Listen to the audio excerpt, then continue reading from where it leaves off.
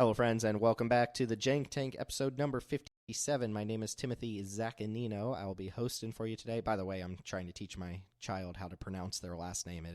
It's a rough time learning how to be a Zaccanino in this world. But we are looking at 2025 from the peasant level today. If you follow along with the Jank Tank, you probably already listened to our year in review for the mainline cube, where we talked more about the sets and all the gravitas surrounding the sets of this year, and highlight cards that came out of each of the 6 main standard sets. But we're going to turn the lens to Peasant today and do a superlative show. We're going to talk about all the best stuff that happened to Peasant Cube this year. So all the new cards and some of the oldies that we had to let go, unfortunately.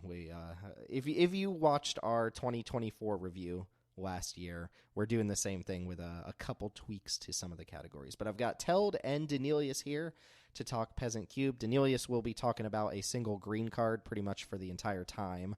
I noticed it came up quite a bit, but that's fun. It's a good card to talk about. If you are watching at home and you are interested in following along with the document that we use, our show notes that we use, you can find a link to that document in the description below, where all of our cards are color-coded. Daneelius will be in green, I will be in red, Teld will be in blue, and you can see who has nominated which card for which category, which obviously we'll be talking about, but if you want to follow along, it's there. Gentlemen, are you excited to talk about Peasant this year? I got to the card of the year section at the very end here, and I was like, was there a card of the year for me? I had trouble with that category, but do like gut check, just quick gut check. How was 2025 for Peasant Cube? Honestly, kind of a banger year. I think there was some really great pickups. I think the context of Peasant Cube changed a lot. I mean, we've had to make some adjustments on the fly, but overall, they've printed a ton of cards that I really enjoy playing with, and that's always a good sign. And I feel like it's not going to be quite that next year, but we'll see. Usually they come up with some cool designs, even if I don't like the context of those designs. Yeah, I think we had a couple of really awesome peasant sets. I think we had one kind of atrocious set all around. We'll get to that later, but I think Fantasy sucked, didn't it? Yeah, that's the one. I think overall the set had a lot of peasant bangers. However, there's some context that I'll get into as we go along. I think there's the good cards were coming in kind of one direction and one direction only. So I'm hoping maybe we get a little bit more support for broader play patterns in 2026. But we'll get that as we go on. Mm-hmm. Yeah, we will see. So first thing, before we get into the sets and the superlatives, let's go ahead and do all of our housekeeping up front. So to the listener, remember the best way to support Jank Diver Gaming and the Jank Tank podcast is to join our Discord server, come draft with us, and give us your feedback. It's a great place to hang out with like-minded individuals and talk about Cube, Retail Limited, and all things Magic. Side note, I was listening to the most recent episode of Lords of Limited, and they say a very, very similar thing in their housekeeping intro, and I was like, I wonder if I just accidentally pillaged that whole line from their intro and just internalized it. They literally say like-minded individuals, and I was like, wait a second, I think I might be emulating a little bit. Maybe they stole from you. Yeah, Lord Tupperware beat me yesterday on Arena, so I've got some complaints. Anyway, you can find links to our Discord server wherever you're listening to this podcast. We host tons of scheduled drafts throughout the week. We have our Peasant Cube on Saturday nights, which we fired off yesterday and had a Simic trophy, whatever that is, a straight blue-green no-splash trophy, which is kind of wild. That almost never happens. We have our mainline Jank Diver Gaming Cube on Sunday nights. We have F&M style drafts on Fridays where our players vote on a cube that they want to play. And we have various guest cubes created by members of our server throughout the week. So there's always plenty to do. You can check out our socials, youtube.com/JankDiverGaming. You can find Teld streaming or posting on YouTube. Also, Teld Talks, both Teld Talks. And you can find Daneelius' Peasant All-Stars Cube linked in the description below or on the show notes if you're following along at home. So we're looking at 2025 here. We are going to focus basically on stuff that came to Arena, and there is a lot of backlogging that happened this year through the Arena Powered Cube and some of the anthologies that we randomly got. That we got 10,000 old Magic cards in the span of like 2 months out of nowhere. But I do think we're going to keep some of those might trickle in. I didn't really look at them, honestly, but we are going to keep this mostly to the 6 standard sets that came out on Arena, which includes Ether Drift, Tarkir Dragonstorm, Final Fantasy, Edge of Eternities, and Avatar The Last Airbender. Sorry, there's only 5. I said 6, but there's only 5. And worth noting, it's a in joke. Paper, It's a joke. Yeah, there's a 6th one comment before someone's like, "Oh, you missed Marvel Spider-Man? How could you miss Marvel Spider-Man?" Or as we affectionately know it, Through the Omen Paths. But yeah, that'll come up. We do have to mention Omen Paths card or two, don't we? We are not talking about anything that exclusively came out in Paper, which there wasn't really that much. I think all of the Commander precons that had new cards didn't really have commons or uncommons that were new anyway. I don't think there's anything on that front this year, and there shouldn't be anything going forward, or very little going forward, that isn't on Arena. I hope so. I hope there's not like remaster sets being jammed into a year that already has like 7 standard releases. Next year's gonna be wild. You know, we're gonna be recording like once every 6 weeks or something. I love it. As long as they give us good cards. Yeah, as long as they give us cards, I'm happy to do set reviews or whatever. But we're never gonna get another like content episode in. It's just gonna be review. It's gonna be a crazy year. We're gonna have fucking Ninja Turtles in this shit. What Innistrad Remastered, I think, is the only other Paper product that came out this year, and there might have been like rarity downshifts there, but it doesn't affect us, so who cares? We're doing superlatives. Do you guys have any I know we already asked gut check on 2025, but before we start jumping into superlatives, are there any like big picture things that you think need to be addressed here? Either Daneelius for your specific cube, or Teld for our specific cube, or for like Peasant Cube in general, like directional stuff or big picture things that would be weaved into some of the superlatives we're talking about? I mean, I guess I would like them to continue making 1-drops to be viable, or 2-drops to be, aggressive creatures to be good. We saw this year that pretty much the general setup for the year was very slow and mid-rangey, like lots of value piles. Avatar has been a little faster and also gave us standard superstar Grand.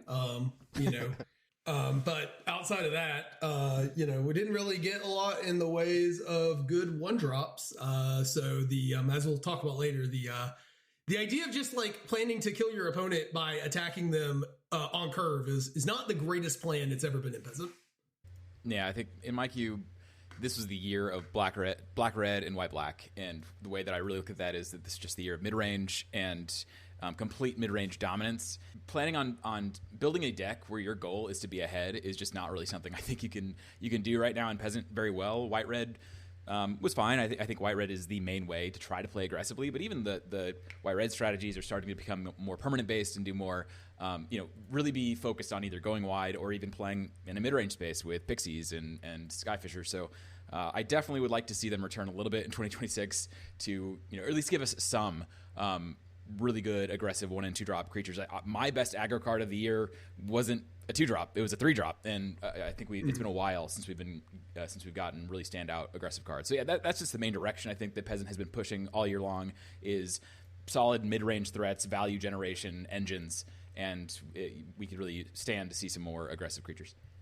So you want Ragavan downshifted to uncommon is what you want? Ooh. Yes. Yeah. Can we get like 2 more functional copies of Heartfire Hero, please? I think we're coping with Heartfire Hero at this point. Nobody actually drafts the card, but I do love it. That's a good signpost though for what we're talking about. Is I think that Heartfire Hero did not have a very good year in my cube. Yeah. It did not. Its ceiling is still too high to ever. I think its ceiling is too high to ever cut, but like it is a rough time to be a mouse. Well, it's not like it's competing with a lot. Like what did we get? Grease Wrench Goblin this year, and that ended up being just like whatever. We need a Copium award here. We should jot that down somewhere. A Copium award, the card we keep playing that's not actually good, but we swear to God it's good. Might be Heartfire Hero. Okay, so yeah, the aggro is in a weird place in Peasant Cube these days, but they're really not pushing 1-drops. I think we ended last year saying that they were making a concerted effort to make better 1-drops at rare, even if they didn't really get there on them. And we noted in the mainline review, the last episode, that we were playing one drop creature from the entire year in our higher power level cube. So that's really not an area of focus for them, but I really wish they would. Maybe not even aggro 1-drops necessarily, but interesting, unique 1-drops. And I guess part of the problem is, I don't necessarily want them actually to focus on power creeping 1-mana plays. I think that's the end of the road. There's nowhere to go from there. And so I'm not sure actually that the solution, at least for Peasant, I want to be better 1 and 2 drop aggressive creatures, but more cards that punish blocking, more cards that punish reactive play, that punish decks that are just trying to kill everything and get to turn 8, turn 9, turn 10. That's really, I think, what more that's needed of those kinds of cards. And outside of just red, I think that's the other issue, is that red at the moment is kind of the aggro color, and nobody else. It doesn't really make a lot of sense to play that aggressively with other colors. Even white, we talked about this before we started recording, has become very much the object creation color and the exploiting objects in play color. So yeah, maybe green. Maybe it's time to really push more aggressive cards into green. I don't know, but things that punish that heavy, grindy, mid-range game plan, I think, are really needed, and in more colors than just red. The problem there too is that sometimes, like for example, we ran champion of Doosan for a while, and when Tarkir Dragonstorm came out as like a signal for a more aggressive green color, and just people refused to put it in their deck. Just so they were just like, I will not do this. Will not eat green eggs and ham. Yeah, that's true. If Ether Drift had given us the vanilla 3-1 for 1, would you play it? Would you be playing that card? Oh yeah, for sure. I think that'd be a good card. But they didn't. They gave us 8-7 for 6. So. Or a 7-2 for 3. Actually, one of those cards is going to show up on the one of those vanillas is going to show up here. Okay, enough big picture stuff. Aggro needs some attention, I guess, is the lesson we would give to the FBI agent at Wizards who listens to this podcast and steals our ideas. But let's get into some of these superlatives. I'm pretty excited to talk about these. Some of them, 1 or 2 of them, I kind of blanked on a good answer for, but most of them we all collaborated and got some good answers in here. And maybe we won't go into detail about literally every single card on every single award, but we'll all mention what we voted for these. But the very first award is a new one from last year. Sorry, I kind of added this one last minute after we had filled in all the other stuff, but we are calling this the Always Helps to Know a Mechanic Award, and this is going to go to the best mechanic for Cube this year, preferably new mechanic, but didn't necessarily have to be a new mechanic. And a lot of answers. This year was actually a pretty mechanic heavy year with things like Tarkir Dragonstorm and Avatar having a bunch of new mechanics, but I am going to nominate both Job Select from Final Fantasy, which is just a nice, clean, live-in weapon style thing, and gave us some really strong cards in Samurai's Katana and Dragoon's Lance, and yes, even Black Mage's Rod is decent. There's some others in there that you could consider as well, but we've seen the live-in weapon style equipment do really well in Peasant environments, and a personal favorite of mine, Warp from Edge of Eternities, letting you cheese some bigger creatures or some value creatures into play cheaply and then recast the actual full creature later on, and then with all the like blink and pickup and Skyfisher type shenanigans you can do in Peasant Cube, I think Warp has quite a bit of play and produced some really fun cards. The white creatures like Starfield Shepherd and All Fate Stalker and Code Cracker Hound in blue, and a certain green card that I'll save for the person who's most excited to talk about it here.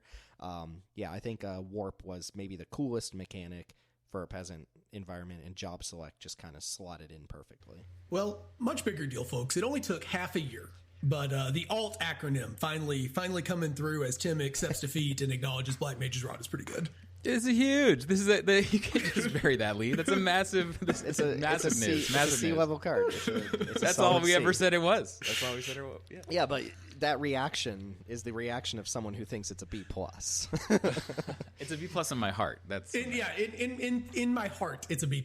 But it is a C level card, but it's a solid C. It's a rock solid card. I love playing with the card. Firebrand Archer. We love Firebrand Archer in this house. Firebrand Archer doesn't make 2 game objects, Tim. It's a 2 for 1. That's right. Yeah, no, you're right. Like it's a solid C. I'll give you that. It's basically a Mole Drifter. That's also a We've just Firebrand always Archer. agreed about this card, but we want to debate about it for some reason. It's this year's Tezzeret's Ambition. Is that the name of the impulse effect from last year? All right, what do you guys think? Best mechanic of the year for Cube?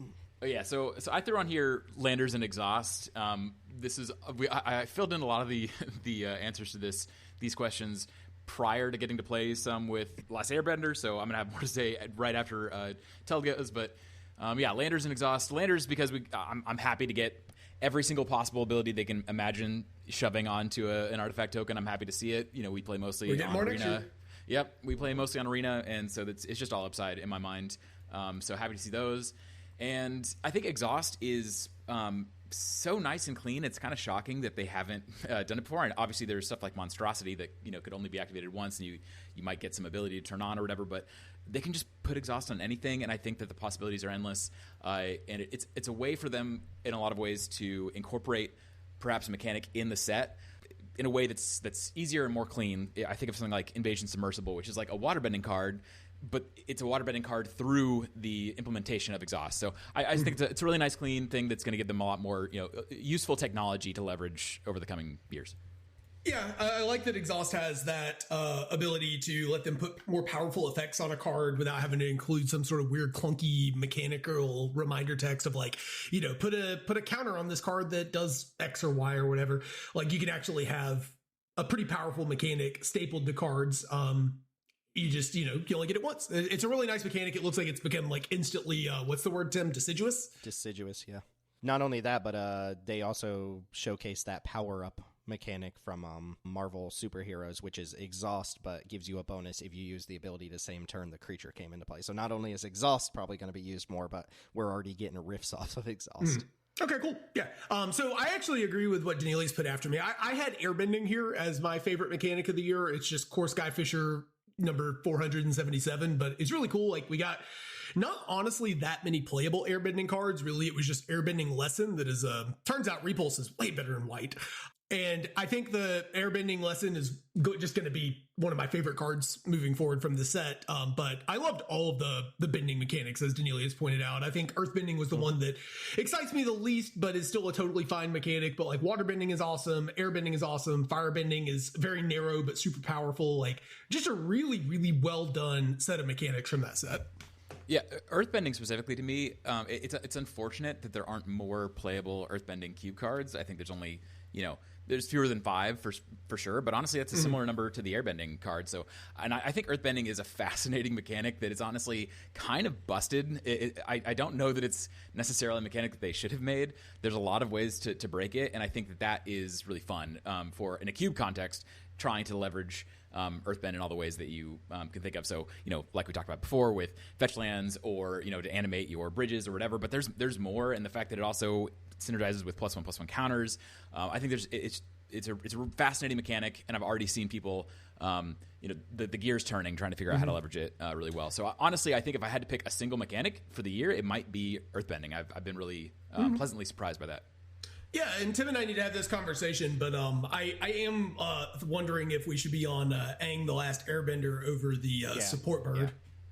We should be. Actually, I don't know over the support bird. If support bird's really good. Anything remotely aggro-y, but Daneelius had pegged Aang the Last Airbender.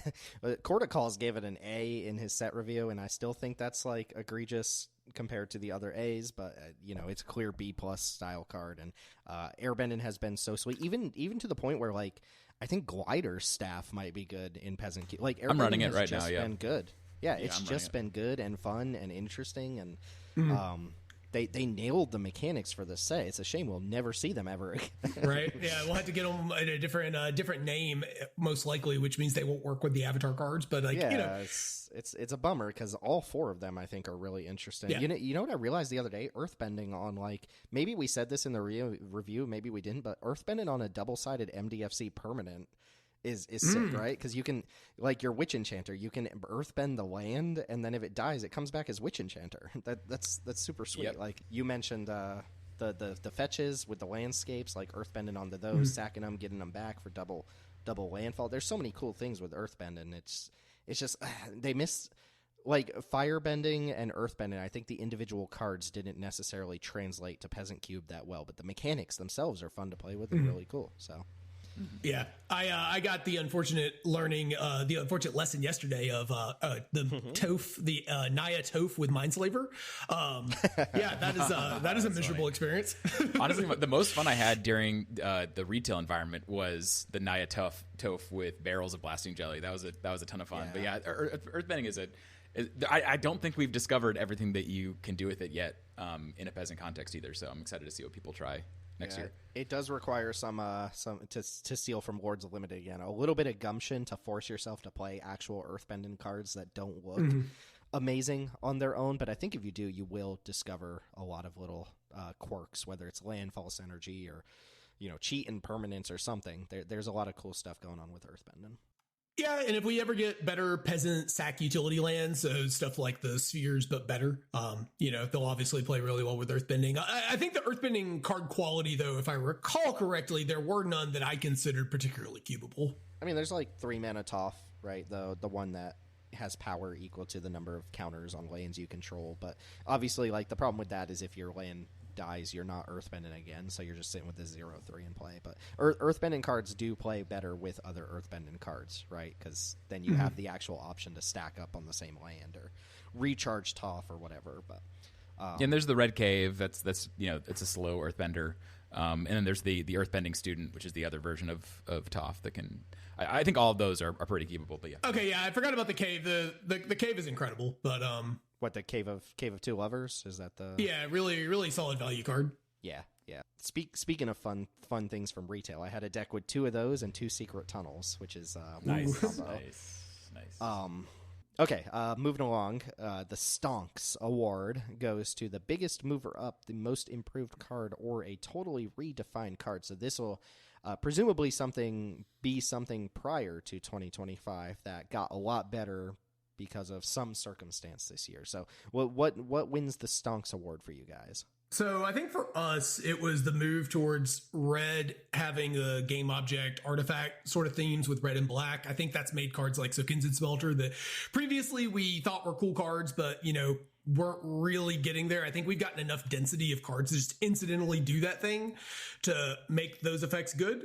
So I've got like Junkyard Genius or Sokin's Smelter. These are just, basically cards that allow you to churn game objects into stats of some sort. Judy would be another one that'll come up. I think that might be the card I talk the most about at some point. But in any case, I think all of those cards have gotten a lot better this year for us specifically. I know Daneelius had already been on that stuff, but those are very, very important cards. Particularly Junkyard Genius, I think, is a great way to kill some of the more dirtly grindy decks when they're trying to do their nonsense where they're just playing a bunch of value engines. You just go really wide and then give all your dudes menace and kill them. Yeah, actually, just as a reminder, I do want to read Junkyard Genius because that might not be immediately apparent. So Junkyard Genius from Brothers War is 1 black-red for a 2/2. When it enters, you make a tapped Power Stone token, and you can pay 1 black-red, so 3 mana, to sacrifice a creature or artifact and give your whole team +1/+0 menace and haste. And menace and +1/+0 on your whole team pushes a lot of damage, and it's not that hard to sacrifice a creature or artifact. So 3 mana 2/2, and Power Stones do have a lot of use as well. So it's just a very well-rounded card that really took off this year. I think that's a great shout for the direction we took red-black this year as well. It's very artifact heavy now. Even outside of the artifact sacrifice energies, like you were saying with Judy, with June, with Caesarean Voidborn, with Albed's Salvagers, Black just got a lot of interesting tools. Umbral Collar Zealot. Yeah, Black just got a ton of sacrifice tools this year. So I think that, anything that plays well in a black sacrifice space makes sense to call out here. I wrote Tireless Provisioner, but then I noticed, I guess Tim wrote Landscapes later, and that's a pretty good or a better probably card type to call out for what I was going to talk about. But yeah, the printing of Social Engineering, which we'll talk plenty more about later, Tanook, Gladiolus, Glacier Godmaw, all these cards that, all these new payoffs for landfall that I think are pretty compelling. Make cards like the Landscapes, and then Tireless Provisioner I think is one of the better value landfall payoffs that we've had printed previously. It just makes all those cards way better and gives them a totally new context to play them in. So I've been really, really happy that Green has a new way of playing that I think it really desperately needed. Green's been the worst color in my cube all year, and really for the entirety of the cube's existence. I think that's for a lot of reasons. But everything I've tried to do to make green better just has not really worked. I've tried to reduce the CMC of the section. I've tried to make it more aggressive and push into different possible strategies, and nothing has really worked that well. The only thing that has worked is this landfall approach. It's the only way that really green is winning right now in my cube. So it's been good to see. Yeah, and like you said, landscapes was my answer. There's just a lot of ways to interact with those. There already were, and now it's through the roof to the point where you play double cycles of landscapes in your cube, if I remember correctly, because they just glue so many different things together. I want to get this out of the way now because I'm sure it could come up multiple times, but the learn cards, like I know I've been like harping on lesson learn, but it won world championship. The lessons won the world championship. Like the lessons from Avatar: The Last Airbender. I know, broken record or whatever. They're so good. They're so good I bet if you just threw like 4 or 5 learn cards from Avatar: The Last Airbender in a cube, and you put like Professor of Symbiogy and Ingenious, what is it called? The 3-mana deal 3 and divide by 0 and like eye twitch or whatever the next level of learn cards is, you would just have like this amazing package of stuff that just feels really good to play. And a lot of those lessons are already really good cards. I don't think Boomerang Basics gets a shout out here anywhere, but that card's amazing. Yeah, if you haven't seen the Magic World Championship decks that were doing really well, it's literally just a peasant lessons deck with like Monument to Endurance and Storm Chaser's Talent and Artist. Which those cards matter. Yeah, those are the cards that take it over the top. They let you break parity on it, but like the basic engine of the deck is like the lessons package, right? It's like that's the interaction and the card advantage basic tools for it. It's just a very, very powerful set of cards. And obviously Storm Chaser's Talent continues to just be like one of the most like overperforming cards. This is not for peasant, but like, man, that card is an overperformer. Well, I mean, picking up a Hunter's Talent though, like with a Boomerang Basics is sick. Real quick, I was gonna say, Tim, that I definitely, since we talked last time, I have thought a lot more about it. I put some of my thoughts in chat, and I do think that I was underselling or undervaluing the package what you're talking about. I think that the issue is I don't think you want to be adding a lot of those kind of D+ level lessons because I think it might just be so like too powerful, and it just becomes kind of what the cube is about. It's like, okay, what is your lesson learn package? You're asking every drafter, and it's like, oh, you didn't get any. It's like, ugh. I don't think that's necessarily a good thing for cube, but just taking the good lessons that we got from this set, and like you're saying, adding in maybe 5 learn cards. I definitely see the vision way more now than I used to of like, okay, you're taking a Professor of Symbology and you only get one lesson. It's just Iroh's demonstration. And yeah, absolutely, I'm putting that in my sideboard because now I have a Professor of Symbology that is also, an Iroh's demonstration, and that's, I think, incredibly strong. Like, again, bordering on maybe too strong even, just if you can be guaranteed of getting that level of synergy every draft. So I think it's something worth exploring in 2026 for sure. I don't know exactly how to navigate it, though, because I think the top-end power is kind of absurd. It is, and I'm excited to break our cube with these learn cards that we're probably the more I think about it, and the more I, after World Championship, I'm like, there's no way they give us learn in Secrets of Strength. That would be absurd to just have Iroh's demonstration in your sideboard for 3 years straight. But I don't know. We'll see when that happens. I'll talk about this more at the end of the episode. But I really just want, like, Professor of Symbiogy went from a almost unplayable card where the lessons that you were getting were expanded anatomy and environmental sciences to a card that now is a 2-mana 2/1. Assuming your cube supports this, Professor of Symbiogy is now a 2-mana 2/1 with 15 different kicker costs of 1 in a red, deal 4 to your opponent's creature, 1 in a blue, bounce a thing, draw a card, 1 in a green, seismic sense. Like, that's how you think about these learn cards now, is they all have these kicker costs of every lesson that you can put in your sideboard, and the lessons are good. I'm be real. I would almost be willing to try Professor of Symbology right now, like with 3 with like to the 4 3 lessons that we're playing. What's the mechanic? What's that mechanic that arena only mechanic where specialized, that what it's called, where you take a legendary creature and then you can flip it into like one of 5 different. Professor Symbology just has specialized. Yeah, that's exactly what it is. That's basically what this becomes. And but again, I don't even think what you're saying there. It's like it could be 15 cards. I think the point for me, it's like I think the average use case for it's going to be in a particular deck.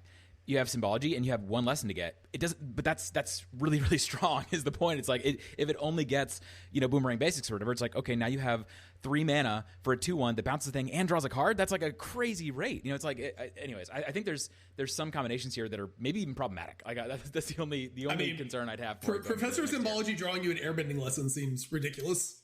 Yeah, I had a lot of L's this year, but I'm going to take Lessons Are Busted as a W for You have been shouting that from the rooftop since you saw them. They're so good. Okay, anyway. The Showstopper Award.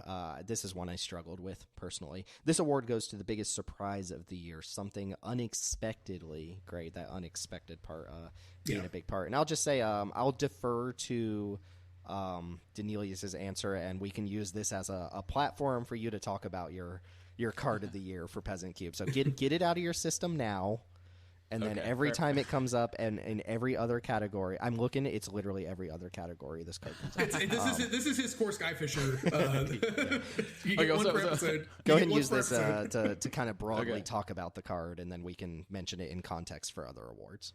I'm gonna hit up my honorable mentions really quickly first. The first is Traveling Botanist. I think we can both agree on that. Where not a card that we really thought was going to be all that special when we were reviewing it, and now I think it is it's like a B- or better level green card. I'm pretty happy to take it very early in drafts. We got it. The card. Maybe the card that you got it. Oh no.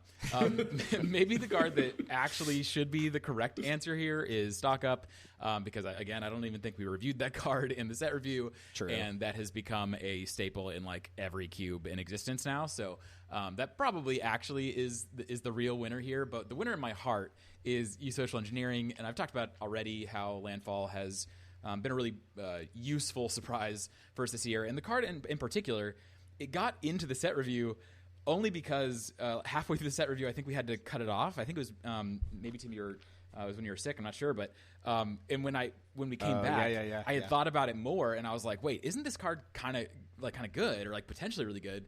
And it basically just played out exactly as I thought it would, where it is an engine card. Yes, it's a slow engine card. It's a 5-mana play that you would never play that card. But the key thing is, the warp cost gives it not just an on-rate ability where you're warping it for 2 mana and you're getting a 2/2. That's kind of the baseline, and you can't do it on turn 2. Yes, that's a downside. The upside is you're drawing a card. You're drawing the 5 mana Social Engineering into exile. But then there's really high upside on that, whether it's playing it on turn 3 or warping it on turn 3 with a fetch land, immediately getting 2 2/2s for 3 mana. Essentially, that's that's best in class rate for that kind of effect. Or waiting till turn 4 and playing a land and then cracking a lander, or waiting till turn 5 and playing a land and casting Sutina or something like that, and getting multiple bodies for just 2 mana. That's the exact kind of thing that Green desperately needed in this mid-range vest where its big creatures just end up dying all the time. It generally speaking has not played in an object creation mid-range space nearly as well as white, black, or even red at this point. So getting engineering specifically as a way to fight in those battles and fight really, really effectively, I think has been a godsend. And like I said, over the last 6 months, that's like the only green deck that's been winning. I know that a green deck just won in your cube, but I know that engineering has done pretty well a couple times for y'all as well. The only thing I'll say here before ending this rant is that I have heard from other cube curators that they don't feel it's been as powerful as a performer for them. They've some of them have tried it based on my recommendation. They've been like, I don't really see the vision. So it's very possible that I'm over-indexing to a handful of cube results, but that's the reason why I'm so high on it. It's not like an in theory high on it. I've just seen it now trophy literally multiple times after being the pack one pick one for my drafter, and then the drafter saying it was the best card in my deck. So that's why I'm so high on it. I could see coming down in 2026. We'll see, but green has been so bad. This has been the only kind of bright spot for it in my cube this year that I'm very excited. Yeah, I mean, card is really powerful. I think the landscape on turn 3 play is just fairly ridiculous. But I think one of the things, and I don't know if where other cube curators aren't finding this card to be amazing, I don't really understand that. But my big problem with green decks has historically been that other decks, they spend their mana by playing a bunch of cards, right? And when you play a green deck, it is very common that you are spending 4 or 5 of your mana on one play. And yeah, like Social does require you to do that when you cast it for the full value. But the thing is that when you're playing 4 or 5 mana for your plays and it gets answered efficiently, you're now in spots where you're more prone to flooding, right? Because like most of your cards in Peasant Cube are drawing cards. They're generating value of some sort. So if you play like 3 2-drops, right? And they all generate an incremental amount of value, you now have more things to spend your mana on. But the green card, like maybe it drew you a card and maybe that card was a land because it's, 40, 50% chance of you drawing a land. I think Use Social just giving you the ability to push through flood while also having these really explosive plays, while also having, just these, just being like an easy card to find a spot in your curve where you can cast it for 1 or 2 dudes and then get it going later in the game. It's just really, really strong, particularly when you're playing it with either mana dorks or like other, cards. Like when you're not, especially if you push down the curve too, a lot of I know your decks are pushing down the curve. It just gives you something big, flashy, and expensive to play that you can keep grinding into the game. And I just noticed that gave green decks a big level of resilience and in some cases explosiveness that they lacked before. Well, yeah, so the thing is, I think people misunderstand it as a 5-mana card. It is a 2-mana card that you can't play on turn 2, and it just draws you this kind of bad card in the 5-mana Use Social Engineering. But the point is that you get to build your deck in a way where you're trying to get to that point where you can then play it, and then every single draw you have is good. And that's really the key. When I've seen it in play as the 5-mana, if the game state gets to a point where the Use Social player gets to play the full 5-mana version, now every single draw they have is live. And that's kind of what you're saying. It's like, no matter what they draw, they're happy. And so, yes, that card, the 5-mana card that you get to draw off of the Warp isn't very good, but the Warp itself helps you so much get to the game state where you can play it. And so, yeah, I think it's been really impressive, and I hope that other people still give it a try next year. I think it's going to be great. Yeah, the way I kind of want to frame this, and maybe this isn't entirely correct, but if you sort of view it like one of the old Strixhaven Learn cards, where you're playing essentially a 3-mana 2/2, and the card it draws you is not very good, but it like is also free, then that gets a lot better, right? And obviously, if you have a landscape or something, it just goes to the moon. But like you're saying, this is a cheap card that draws you a bad, clunky, expensive card. We saw in the previous set, I think a lot of people get baited by this. Chocobo Raceway in Final Fantasy, the Zendikar Royal variant for that set was terrible. It had like a 50% win rate. Now, great, I think there were spots where you could play that card in some of your grindy green decks if you didn't get a bomb, but that's neither here nor there, other than to say that in Final Fantasy, the 5-mana version with no upside of that card was not very good. And then people just assumed that adding that warp cost. That was one of the things I said to Tim was like, I was looking at it, I was like, does the warp cost on this like make this viable, right? Because we can get our value a little bit earlier into the game. We can try to do some stuff with it. And our initial thought was like, maybe that's not very good. You need a landscape that's a little Magic Christmas Land. It turns out that's not Magic Christmas Land. First of all, that's a really common play pattern because the landscapes don't actually go as high a priority as they maybe should, or maybe you might think they do.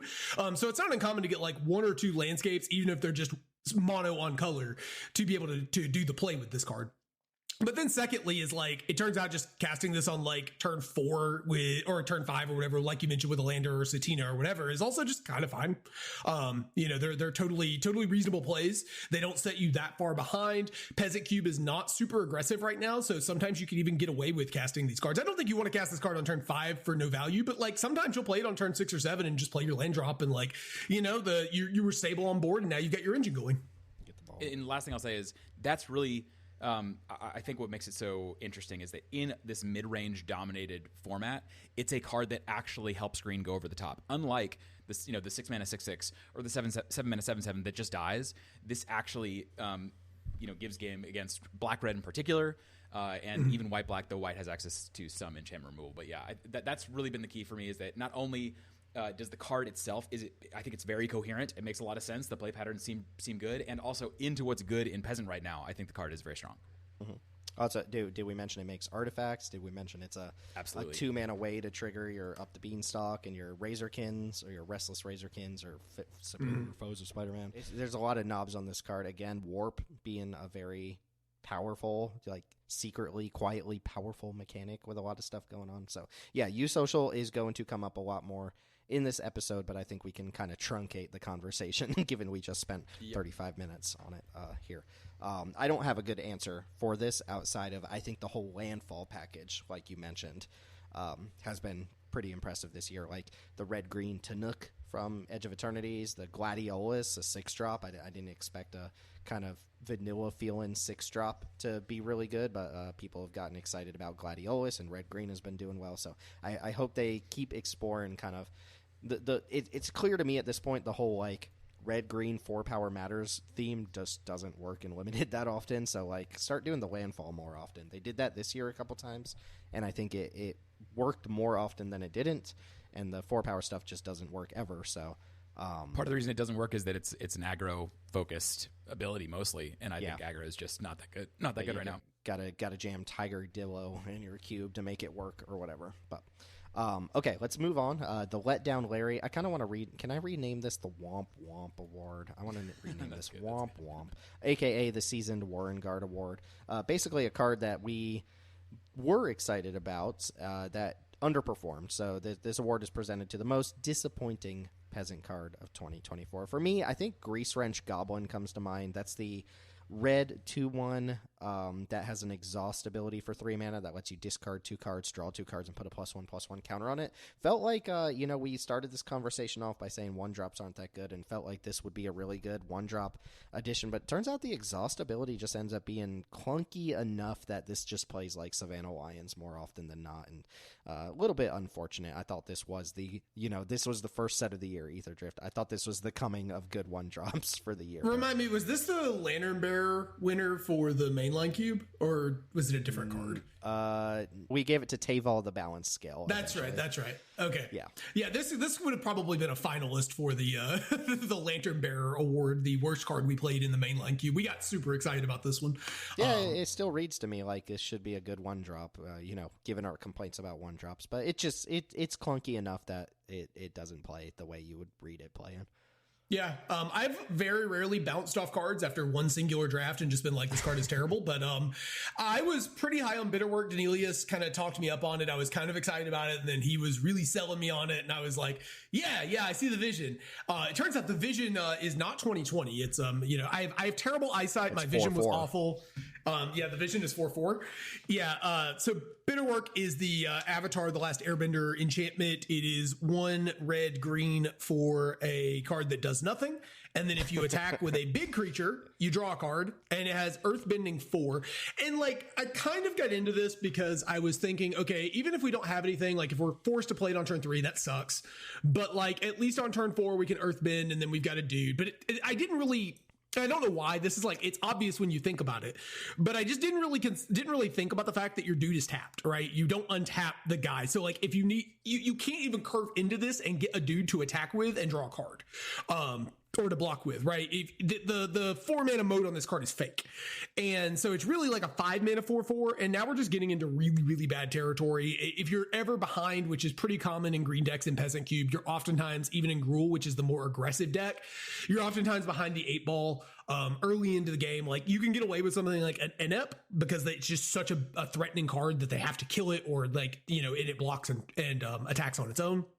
But this card just doesn't do anything, and it reads like a cool card that's potentially quite powerful, but you just never want to see it in your hand ever. Hey, to defend myself briefly, I did give the card a D+. I was trying to say why I thought it could be good. Well, you talked about worse than a D+ too. An F to a D+. It's an F. It's just an F. Unfortunately, I do like your answer though, Daneelius. Yeah. So my real answer is I need to give more Bs to cards, because that's what I did. I went back to all the set reviews we did over the year, and I was looking for the cards that I rated really highly to see which ones underperformed, and I just did not give enough cards Bs. So that's a lesson for me going into next year. I need to plant my flag a little bit more aggressively. The card did you give this an A? Yeah, right. No, I gave this one. This is like one of the only B- or better level cards that actually didn't perform for me like that. So that's Sky Serpent Seeker is my answer. This is a blue-green 1/1 flying creature that has Death Touch as well, I think, and then you can exhaust it to like draw a card and put a land into play and put a counter on it, something like that. I thought it seemed like such an obviously strong card. It was really good in the limited environment, the retail limited environment. You just are not putting 4 mana into this very often at all. It's mostly just a 2 mana 1/1 with flying Death Touch, and the ability's nice, but you're never that excited when you're even if you find yourself in that position where you can put the exhaust mana into it. It's not an awful card. It's just very forgettable. It doesn't really synergize with anything in particular. So nobody was sad to see it cut, and I doubt it comes back. Yeah, I think a bigger lesson here is don't overrate Simic cards. Yeah, that's definitely, I think, part of it. We came up on this pretty quickly, put it in our mainline cube, and it was clear it wasn't there. I think it's still serviceable, but you have better Simic cards you could play. Is it a bad endorsement that we said Exhaust was a standout mechanic from the year, and then all of us listed Exhaust cards here for this award?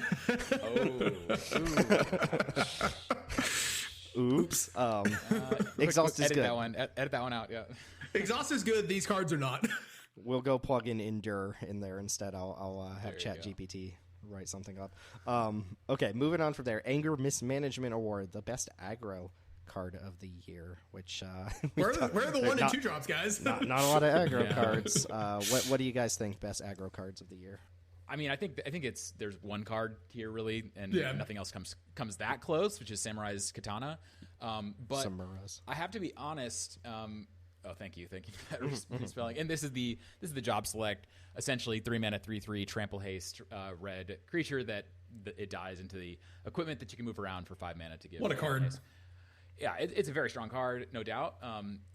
Partially, but it doesn't. I guess it doesn't win by such a big margin because it's like an A or an A plus or anything. I mean, it is a very good card. Maybe it gets up to that level. I'm not sure. But the point is there's just not really a whole lot it's competing with. The other good quote-unquote aggro cards, mostly of the year, were really just like white-red go-wide cards, like Shocking Sharpshooter for me, at least. And I'm not even sure I would quantify that exactly as an aggro card. You can play that in a non-aggro deck. So yeah, I think it's Samurai's Katana with a bullet, but not necessarily. The competition wasn't that great. Yeah, I'm going to say that I pretty much agree with you that Samurai's Katana is really the answer here. I put Wefstalker Ardent, but again, I think you're kind of onto something that I think I want to be pairing this with game objects and Coruscation Mages and like trying to pillow fort my way to dealing 20 to you as opposed to actually attacking you to death.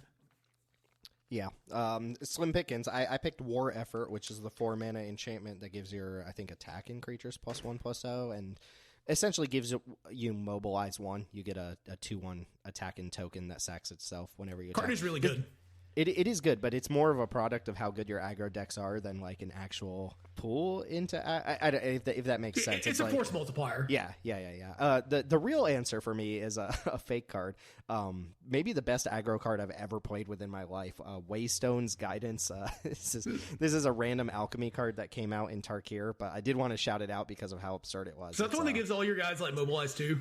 Yeah, it's one. It was 1 in a white for an enchantment that gives attacking tokens +1/+0, and when you cast your first creature spell each turn, that creature perpetually gains mobilize 2, which means it just has mobilize 2 forever, regardless of what happens to it. Which combined with the static ability of attacking creatures getting bigger, it just meant every creature you played attacks for 4 additional damage across 2 bodies.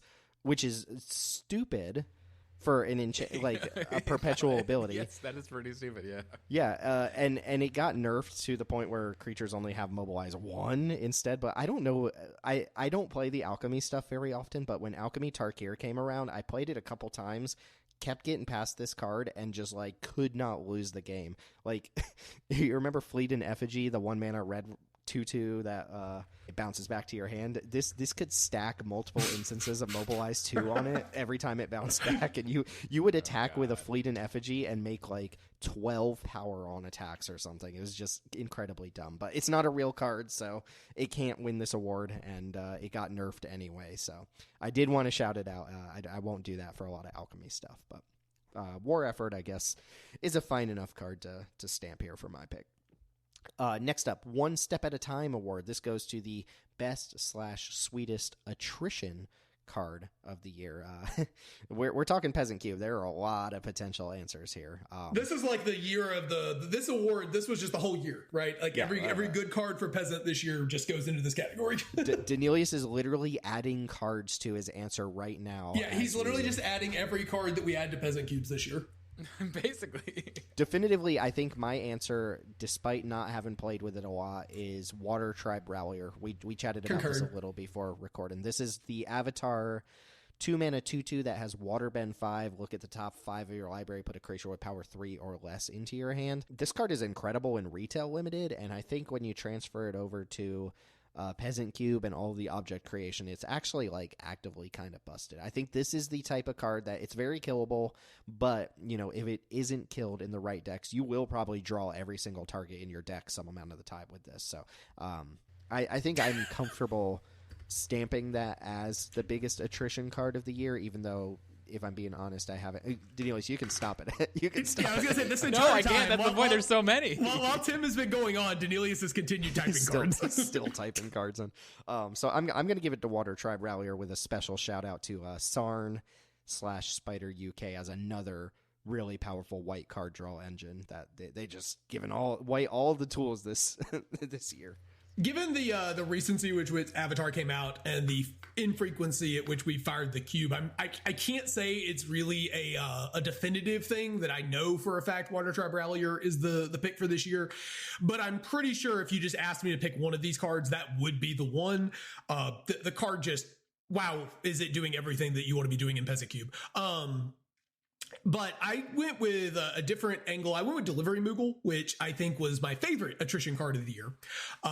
Just a really sick card. I love tutors. I love when you can toolbox your deck, and I love that the Delivery Moogle is just gathering all of the attrition cards I want to be playing with: the clay fried bricks and the spring loaded saw blades and the all the different like carrot cakes and portable holes and all that sort of stuff.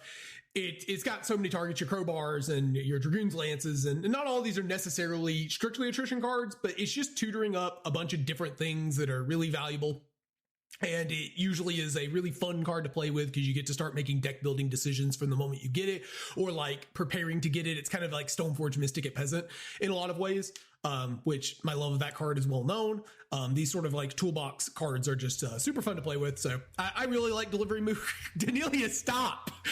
Literally, I was changing the name. Downgrading the name of a card to something less recognizable for people who are following along. But yeah, Daneelius listed about 37 cards here, and I think you could pick any one of those. But I like Delivery Moogle. I think that card's really slick, and I would like to see more of that at Peasant. Daneelius, are you aware of the Ultimate Showdown of Ultimate Destiny? No, I'm not. No. Okay. I was hoping you could do the I was hoping you could list these off to the tune of anyway, if you don't know the tune, it's moot point. Well, I know what I was changing that last time was I had Sun Spider in here, and that's the name that it has in the set that we will not name. So Serena Bargain Spinner is the card that I was changing, and that is another version of Delivery Moogle. And I was just gonna bringing it up because somebody drafted it in the last draft we did, and here are their hits for bargains. So Bargain Spinner is like the Moogle, but it can hit auras and equipment, I believe, is what it hits. So here are the hits for it in this deck: Strength of the Harvest, Utopia Sprawl, Barbed Spike, and Captured by Legax, and Sheltered by Ghosts, and Ossification. Pretty good spread of effects, and a lot of those cards are like B or better level cards in my environment. The fact that this just gets to pick them up for free is nice. So yeah, I like Delivery Moogle a lot. I like Bargain Spinner a very similar amount. Honestly, I think they're both pretty similar cards and both really effective.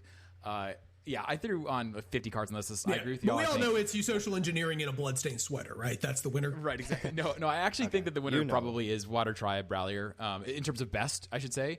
I think it is a gross card, but in terms of sweetest, absolutely engineering, number one in my heart forever and ever. But so many attrition cards this year got printed that are really very, very strong and is kind of the reason why this year has been all about mid-range to me. Mm-hmm. Then Gandalf the Grey and Gandalf the White. Monty Python and the Holy Grail's back. It's funny because this is really just describing the Universes Beyond lineup for the year. There. All right, let's keep things moving. We spent an hour talking about Use Social. So the Doomblade Award, pretty simple. This award goes to the best removal spell of the year. I guess I'll plug the two red ones real quick because it's going to come up. These are also going to come up a couple times. But Choco Comet and Fire Magic, both from Final Fantasy, were standout removal spells. Choco Comet being the red X, make a 2/2 landfall bird, and also just fireball any target. Card's really good. And then Fire Magic as the tiered, kicker spell that can deal 1 damage, 2 damage, or for 6 mana deal 3 damage, which was kind of new territory for Peasant Cube. Mm-hmm. Instant speed deal 3 was not really something you saw on the arena card pool. So I think those were really good pickups for red in a year that really didn't get like a ton of like amazing standout removal spells. Yeah, I mean, I think Choco Comet was the clear, like, I don't know. Choco Comet's like one of the best cards of the year that we haven't really hyped up, I think. This was, I think, the only A I gave out all year. And I would stand by that A even in Peasant Cube. I think this card is completely absurd. It's not really great in traditional aggro or as a traditional Doomblade, but the fact that it's like kind of a Necrotol Fireball hybrid card just is so ridiculously powerful. Yeah, so I think Fire Magic is really good, but I think Choco Comet's like clear, like one of the best cards of the year. But you kind of have to build towards it a little bit because you want to be grindy, but like, wow, does this card just kill people from like 7 or 8 life? Yeah, I don't know. I think I heard you say that you didn't think it was all that great of a year for removal, but I might have misheard you. But I think it was actually a really good year for removal, and it's part of the whole story of why mid range was so good this year. Is we got really good engines, we got really good removal, and that's just a really dangerous place for aggro cards to try to survive. So I totally agree on Choco Comet and Fire Magic and Dubious Delicacy. I think you could throw in a couple more of the kind of black permanent removal cards because they play so well with all the Skyfishers. So, Grim Bauble, even though I don't think Grim Bauble is amazing, but I do think it's better than the previous versions of the 1 mana -2 mana we've gotten. There's also Momentum Breaker and more.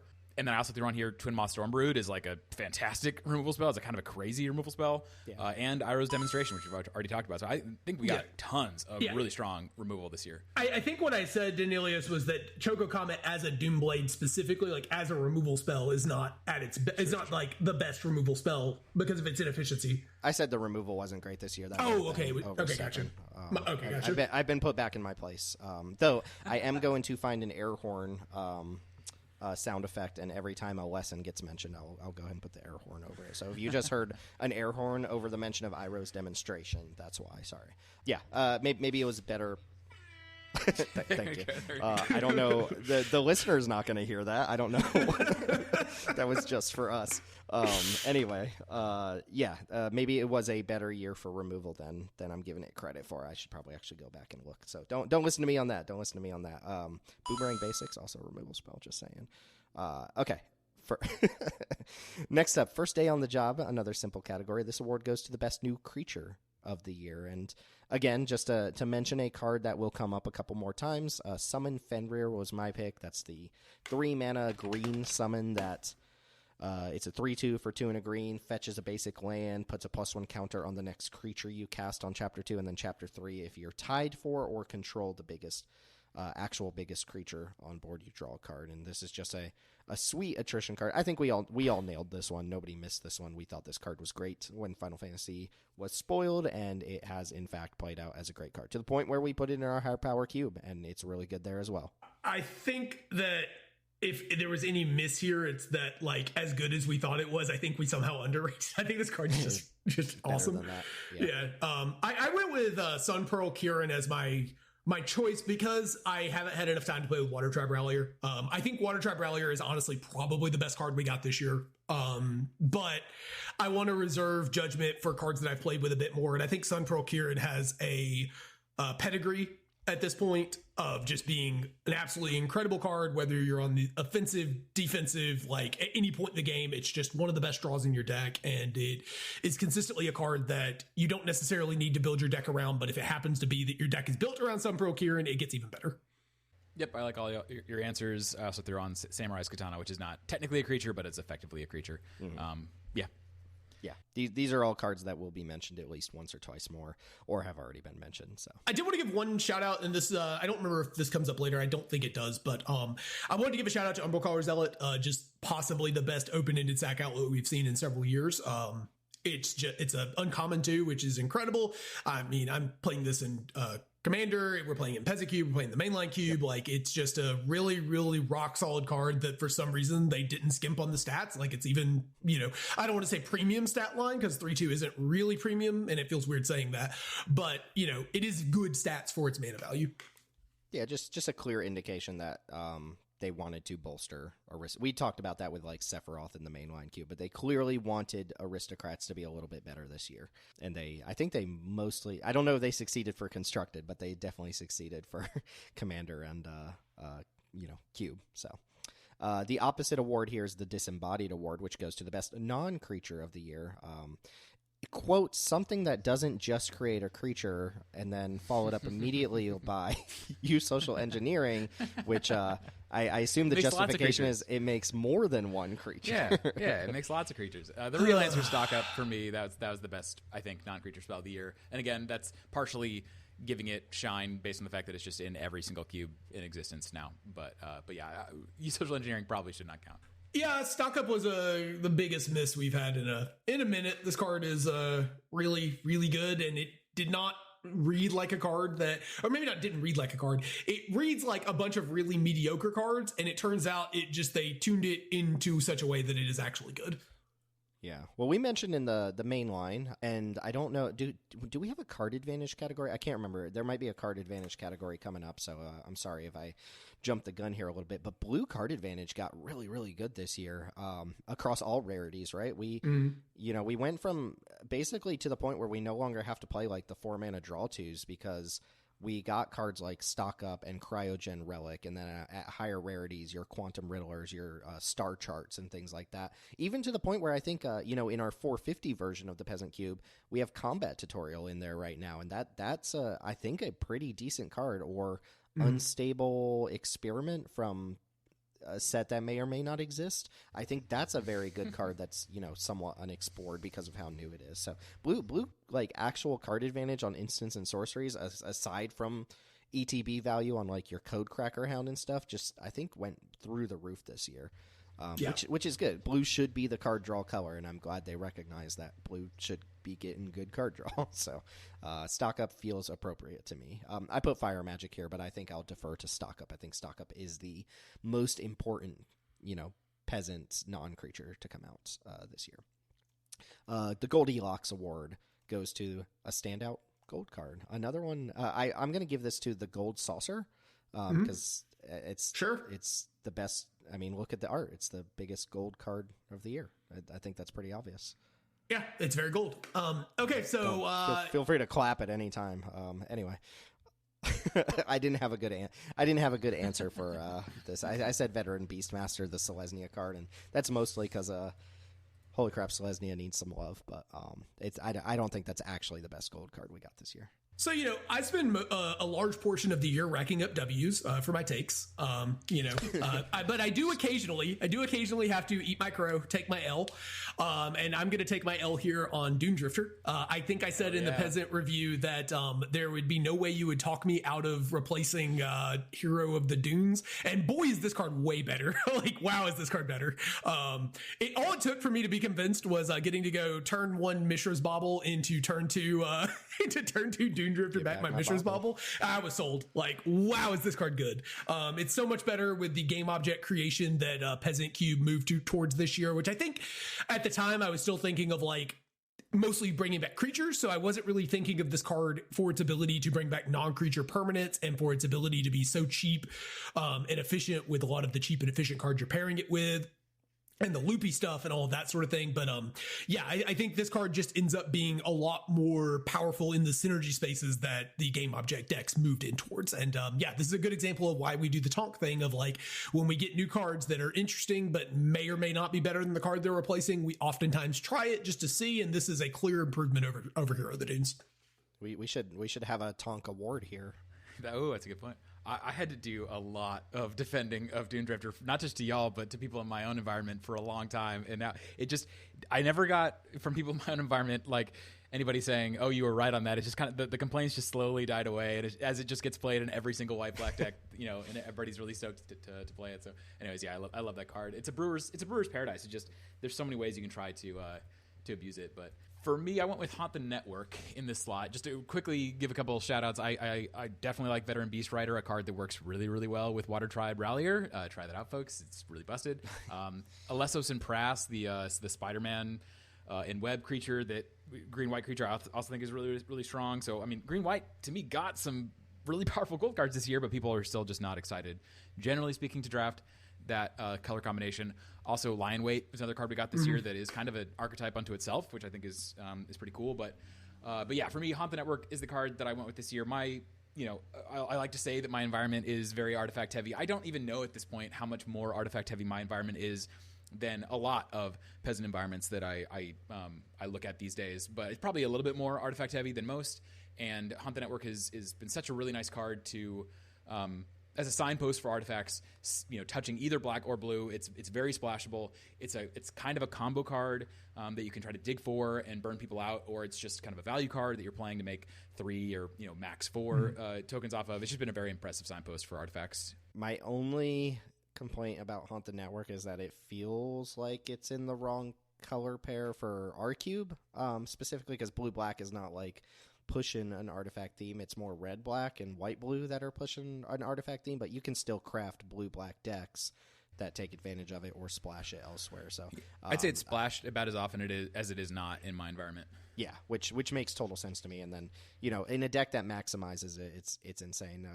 Obviously, in any affinity cube, like, this card is just completely broken. But it's a fun one for sure. Nice little build around. Feels appropriately powered to push you into the direction that, an artifact deck. So I could definitely see a world where we swap out the Mouth of Sauron to try this out, but I think the Mouth, while I've come down on it some this year, I still think is kind of better signaling what blue-black is usually doing, though 5-mana sorcery speed, we could talk about that later, but 5-mana sorcery speed is rough. Yeah, I had to take it out. It's right. It was on the edge for a long time. It's come in, it's come out, it's come in. Right now it's out for that reason. It's just I don't think it's a great signpost. It's more like a card that blue-black just gets to get for free, kind of on the wheel, and that's fine if you want to do that for blue-black. But very few people are taking that early in packs. Mm-hmm. We should probably... So the next category, All the Colors of the Wind Award, goes to the best overall print in each monocolor section. This feels like it should actually be like maybe the first thing we talk about in these award shows, because we're going to bring... These are all cards that we're going to bring up or have already brought up. And it's kind of like movie of the year at the Oscars or whatever. You save movie of the year to the end, and you give all the other awards before it. Kind of. Oh yeah. Speaking of which, I couldn't help but notice Expedition 33 didn't win any of these awards, which seems completely egregious to me. But I'll just name my cards. We don't need to go into detail. I think all of them have been mentioned so far. But for me, Water Tribe Rallier in white, Stock Up in blue, Umbral Caller Zealot in black, Fire Magic in red, Fenrir in green would be nice. Would be my picks for the best monocolored cards. Yeah, I think I'm still going to stick with Sunpearl Kieran as the best print of the year, just because I think it goes in the most decks. But Water Tribe Rallier, again, if I've had more time to play with it, I could definitely see it being number one. But I know Kieran is a confirmed banger, so I'm going to stick with that. For blue, I have Cryogen Relic, so I'm going to break from Stock Up here. I think Cryogen Relic is better in Peasant Cube. I think it is a more synergistic card that it just ends up being one of the best engines you can be putting together.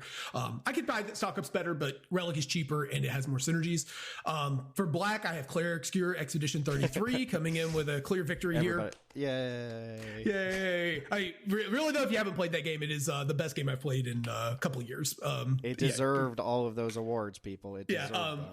I will say I think I'm going to go with the Final Days as my black card over Umbral Caller Zealot. Zealot's probably better, but I wanted to just shout out Final Days because unlike some of the other versions of this card we've seen, it feels like it straddles the correct power level of like it's doing a cool, powerful build around-y thing, but also the floor is decent enough, but also it's, in the right color too. So I think it's just doing a cool, powerful thing. I don't necessarily think it's as universally playable as Umbral Caller Zealot, but I wanted to shout it out. Red, easy Choco Comet, and then green is easy Summon Fenrir. Actually, I say easy Summon Fenrir. Use Social might be better, but I think Fenrir, again, is just like the card. I don't know if I saw them both in a pack, which one I would want to pack one, pick one. Probably I would lean towards Fenrir, but it might be incorrect, and it might be that I'm supposed to go for Social Engineering. Yeah, so echoing your thoughts, I'm Kieran for now, but I could easily see that being Water Tribe Rallier. I'm going with Stock Up. I don't really have a standout black card of the year. I think black had tons of fine prints, but nothing that really is like, this is a huge addition that black got. Maybe Judy or June ends up being that after we play with them more, but I'm a little bit doubtful of that. So I'm going with Umbral Caller Zealot, but it's really nothing stands out for me in black this year. I went with Samurai's Katana slightly over Choco Comet. I could see either one. And for red, and then I went with Social Engineering. For me, pack one, pick one. There's no green card I want to see more than Social. After pack one, pick one, I definitely could imagine a lot, multiple cards usurping that. But yeah, pack one, pick one. I like Social a lot. I think Social is very much it does deserve the hype in your cube. I think there maybe are structural things that bring it down in other people's cubes, but I would have it as like a B instead of some like A- build around or A+ build around or wherever you have it. But the Glimmerlight Award up next goes to the shittiest card that people will try to convince me year after year is actually good, even though it's not. Actually, oh wait, sorry, I misread that. It goes to the best new colorless non-land card, which Glimmerlight Peak, Glimmerlight Peak, Glimmerlight Peak. There was like one option anyway this year. So we all agreed to give it to Dauntless Scrapbot, which is the 3-mana 3/1 that makes a lander token and exiles an opponent's graveyard. And not only is this the only like viable colorless card for Peasant this entire year, but it's actually, I think this is actually just a rock solid 3-drop. It felt like it could be filler, but I think it pulls just enough knobs. Graveyard Hate Mattering, lander tokens matter, and being an artifact that makes another artifact. It does just enough that I actually think this does fit into a number of different decks comfortably. It plays well. Agreed with all that. Yeah. Like the card. C minus, but yeah, solid card and way better than we get, generally speaking, for colorless cards. Yeah, I was not expecting this card to be good, but like honestly, I think I've played it I think I've seen it played in main decks pretty frequently. I mean, yeah, really solid card. Participation trophy, but it was a good participation trophy. I think this would probably win in most years, even if it had competition. Mm-hmm. I think this might even be better in green decks than Galactic Wayfarer, because that graveyard hoster text actually matters, which is funny. It's no Glimmerlight, but it is very good. No, it's definitely better than Glimmerlight. Okay, next award is the wheel. Why did I call this the wheel in the? There must have been some joke for the wheel in the sky, but the wheel in the sky because award it turns, goes so to like cycling. You're cycling, so you're turning. Okay, yeah, that makes sense. The wheel in the sky keeps on turning. Okay, I'll have to listen to Journey after this, but this goes to the what a category this year. This goes to the best new land cycle or individual utility land of the year, and that's going to go to nothing. They didn't do anything. They ran back gain lands like 15 times. The towns in Final Fantasy, they had this cool opportunity to do, like, I know why mechanically they don't do legendary lands, but they had legendary names on these dual lands, the towns, and they just didn't do anything with them. We got the new Capenna lands, essentially, in Avatar. We got new Surveil lands in Marvel's Spider-Man, which might actually be, like, decent, but they're definitely not anything to write home about. There just wasn't anything in this category, which felt sad, because last year we got all these cool dual lands with the MDFCs and the landscapes and the Duskmorn 13 life lands, and this year they just dropped the ball, so... Yeah, we came into this year with a ton of optimism about what kind of lands we were going to see, and they were just like, what if we gave you literally nothing? Like, what if we reprinted Evolving Wilds with a new name for the 15th time? Yeah, I mean, the towns, I guess, win for being, like, interesting in the draft format, at least, but, I mean, even there wasn't a lot outside of something like the Wandering Minstrel that was really doing anything cool with towns, if I remember. No. This is just a wash of a category this year, unfortunately. Yeah, I think if I recall correctly, what I said last year was, I'm not even going to ask them for new land cycles, because obviously they've shown that they just are going to give us cool new land cycles. So we're just excited to see what they give us. I believe it's like word for word what I said. So egg on your face. Whoops. Yeah, big miss. We got nothing at all. Huge disappointment. I don't understand why. I hope they change course next year. It's like. What's the cost? There's so many more things they could do with lands. I really don't get it. Well, and we can talk more. I do have specific wish list items now for Land Cycle, but we have a wish list section later. So. Yeah, let's save that. Let's keep moving. We got the Bob the Builder Award, which goes to the best/sweetest build around of the year. I tried to fish around a little for something that wasn't the like obvious answers, and I landed on Kishless Skimmer from Tarkir Dragonstorm. That's the blue-green 2/2 flyer that whenever you remove a card from your graveyard, you draw a card. And I thought that was really cool territory to move that into blue-green, even if it wasn't super heavily supported or it's kind of hard to support. There were some other Gravebreak, quote-unquote Gravebreak cards in this vein. There was like was it Essence Anchor, which is obviously like a lot of work for a little payoff, but I thought this was cool space, and I think Kishless Skimmer is the type of card that might get there at some point, but just doesn't get there now, so... Shout out to an interesting Simic card for the year. Not even the coolest Kishla card in the set. Kishla Trawlers, boy. Buying back your this town ain't big enough to loot people. I do love a good Kishla Trawler. Yeah. I'm going to go with Judy. I haven't had a chance to play this card in Cube yet, but like I've had the handful of Avatar drafts I did. I think 2 of the 3 of them or 4 of them or whatever had Judy in it. And boy, is that card fun. Like I just, a lot of fun. It's a Kansas Filter in black, but it's got a lot more flexibility and just a rock solid card. Little bit low on the stat line, so you kind of need to buy time to use it, but just does a lot of really cool things and is pretty powerful. So I'm going to go with that one. I like that card a lot. Yeah, my actual answer here is the social engineering. Obviously, I do like the Judy shout out, but I agree. I haven't seen it in play enough yet to know, but I feel like there's going to be a lot of cool things you can do with that. One card I want to call out in this area that I don't think is quite there yet in terms of sweetest build around, but has some potential is Princess Yue. This is the Airbender Jumpstart card that is 2 and a blue for the 3/2 that taps to surveil 2, and then it dies into a Moonland that also taps to surveil 2. We talked a fair amount about this card in the set review and why we thought it was so sweet. And there's actually just a huge section of what this card is that we didn't even cover. I didn't even know. I didn't understand all the potential that this card has to be kind of weird and busted and broken. Specifically with clone effects. Things can get very weird with Princess Yue. Now, we don't really have a lot of clone effects in Peasant right now. Like Copy Crook is maybe the best Peasant clone we have. I could see that maybe changing over time. They've definitely been trying to sneak more instant and sorcery clone effects. Like I think Realm Awakening, I want to say, was one in Final Fantasy, and we just got a 5-mana one in Airbender. But the one clone effect that we do have in Peasant that is fairly highly played is Saheeli. This is the blue-red hybrid mana planeswalker that can minus to turn a non-token artifact, I want to say, into an artifact or creature you control. So what happens when you clone Princess Yue is that because you now have 2 legendary creatures, one of them has to die. So for instance, if you use Saheeli to turn, say your what's the 2-mana artifact that you can tap it to draw and discard and make a treasure token? What's that card called? Collector's Vault. There we go. Thank you. So if you have a Collector's Vault, you could turn that into a Princess Yue. It is now a Princess Yue. You have to choose one to keep. You're going to choose the original Princess Yue, and the Collector's Vault dies. However, since it was a Princess Yue, it comes back as a land called Moon that still has all the abilities of Collector's Vault and also now can tap for mana.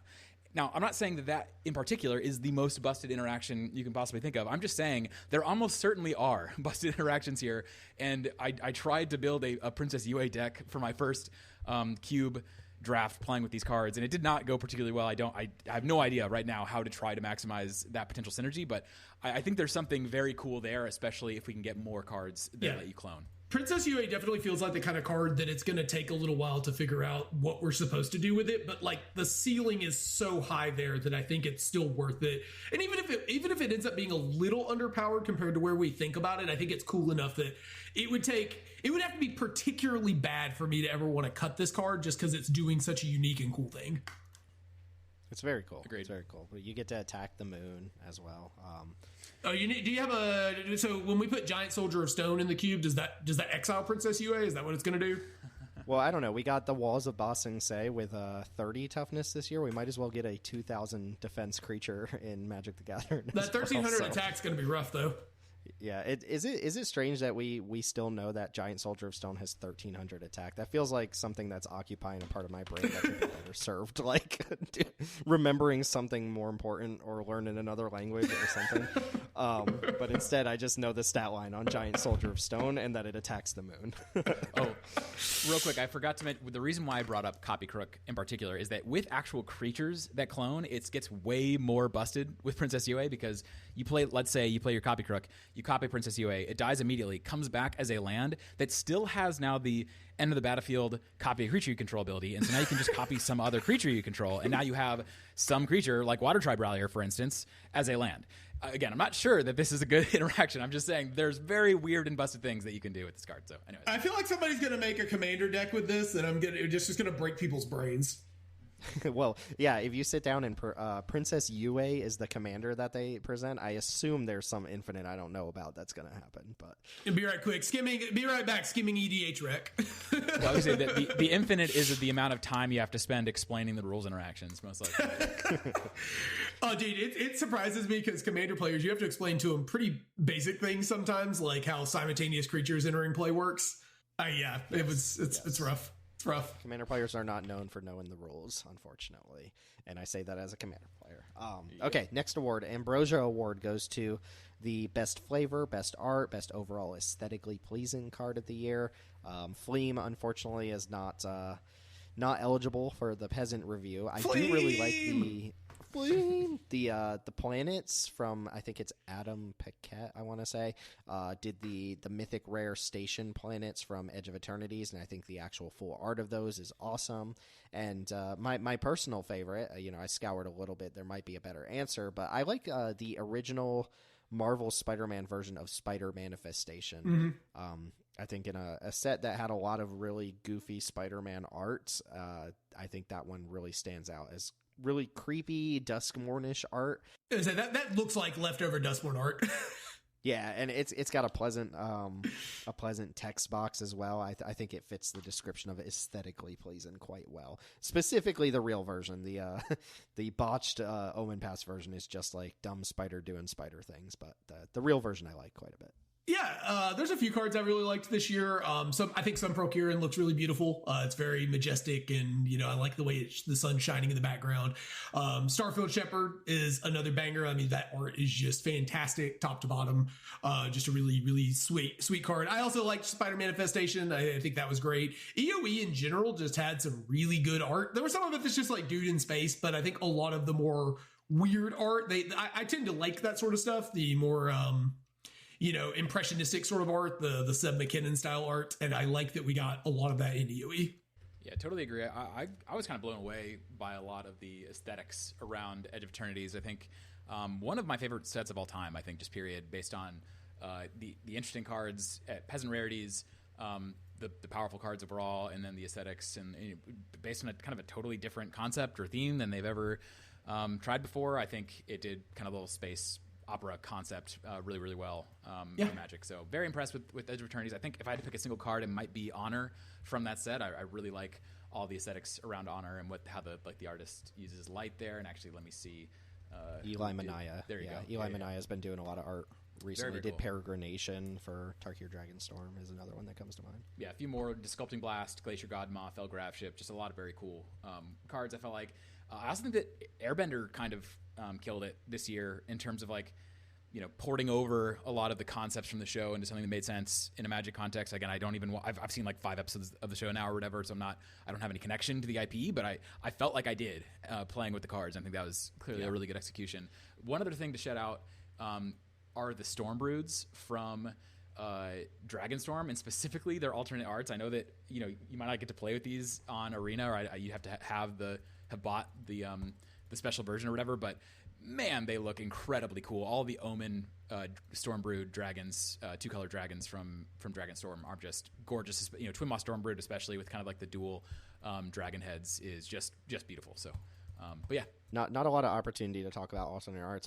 You mentioned Avatar, but you didn't say Sokka's Haikyuu, and I think that is a really good shout as just like a ingenious piece of card design. Like just the peak card design to me is using game mechanics to like tell a story, and Sokka's Haikyuu actually being a haiku was just like, I think everybody can agree that was an awesome little piece of thing, even though the card is just kind of whatever. I guess I should get the foghorn or the air horn ready, because I believe it is a lesson.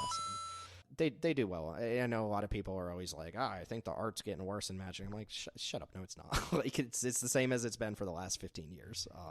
But whatever. I think there are more bad pieces of art per set, it feels like, than maybe we used to get. But I think also the top end of the art, the good pieces have been also really, really good. They're making 10,000 cards a year. Obviously, there's going to be some cards that look really bad. It's just like, I don't think I agree with. I think it's pretty much the same. Like my entire time playing Magic, I think there's been a similar ratio of cards I would consider poor art, which is not very many, to cards that I think are fine. But that's definitely a topic for another time. The emergent archetype. This one's pretty straightforward. So this award goes to the front runner archetype / mini archetype that has proven its worth and probably demands further support / attention. You can tell Daneelius wrote that one last year.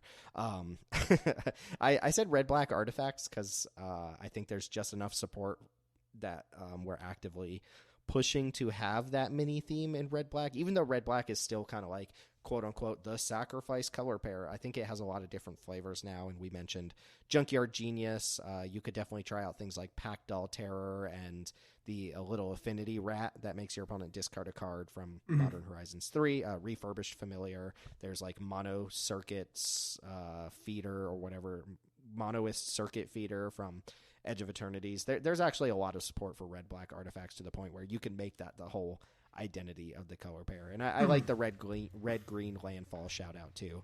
Yeah, I've already mentioned a couple cards in that vein. Definitely a cool direction for red-green outside of just, stompy play big creatures.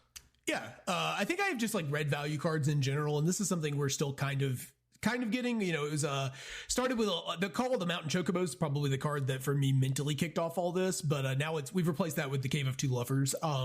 But it's cards like that and like Sorceress's Schemes and these just Choco Comet even in that sort of space. I think I would almost consider Samurai's Katana there too, because it allows you to upgrade your creatures into meaningful threats once you've stabilized.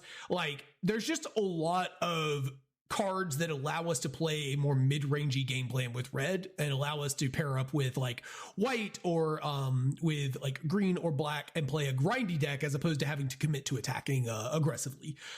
Usually these decks are still a little more proactive than some of the other slower mid-range decks. They're definitely on the faster end, but you can play towards the mid to late game. And I think that's really cool because red's historically in Peasant especially has felt like you're a very isolated color of I'm just turning dudes sideways.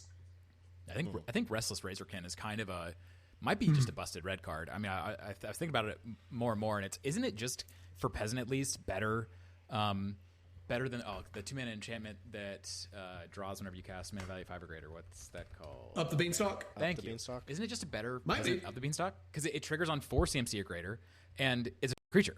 Like, okay, it dies, whatever, but I'd still much rather have power and toughness than not. So I think the card's nuts, and I agree with you. Red's been getting a lot of good value cards lately. I called out Landfall as the main winner for me of the year. Obviously, you're not going to get more into that.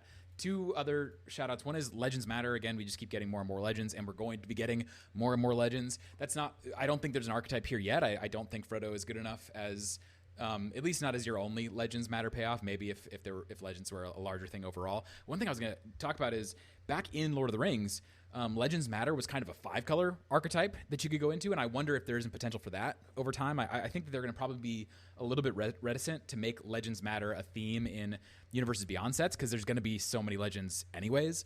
But I wonder if they can't print some like 5-color lands or something that care about Legends, and we couldn't try to make some kind of a 5-color Legends Matter deck in Peasant. But we'll see. And the last one is I just wanted to call out that WotC has been pushing really hard in this direction of tapping your creatures outside of combat.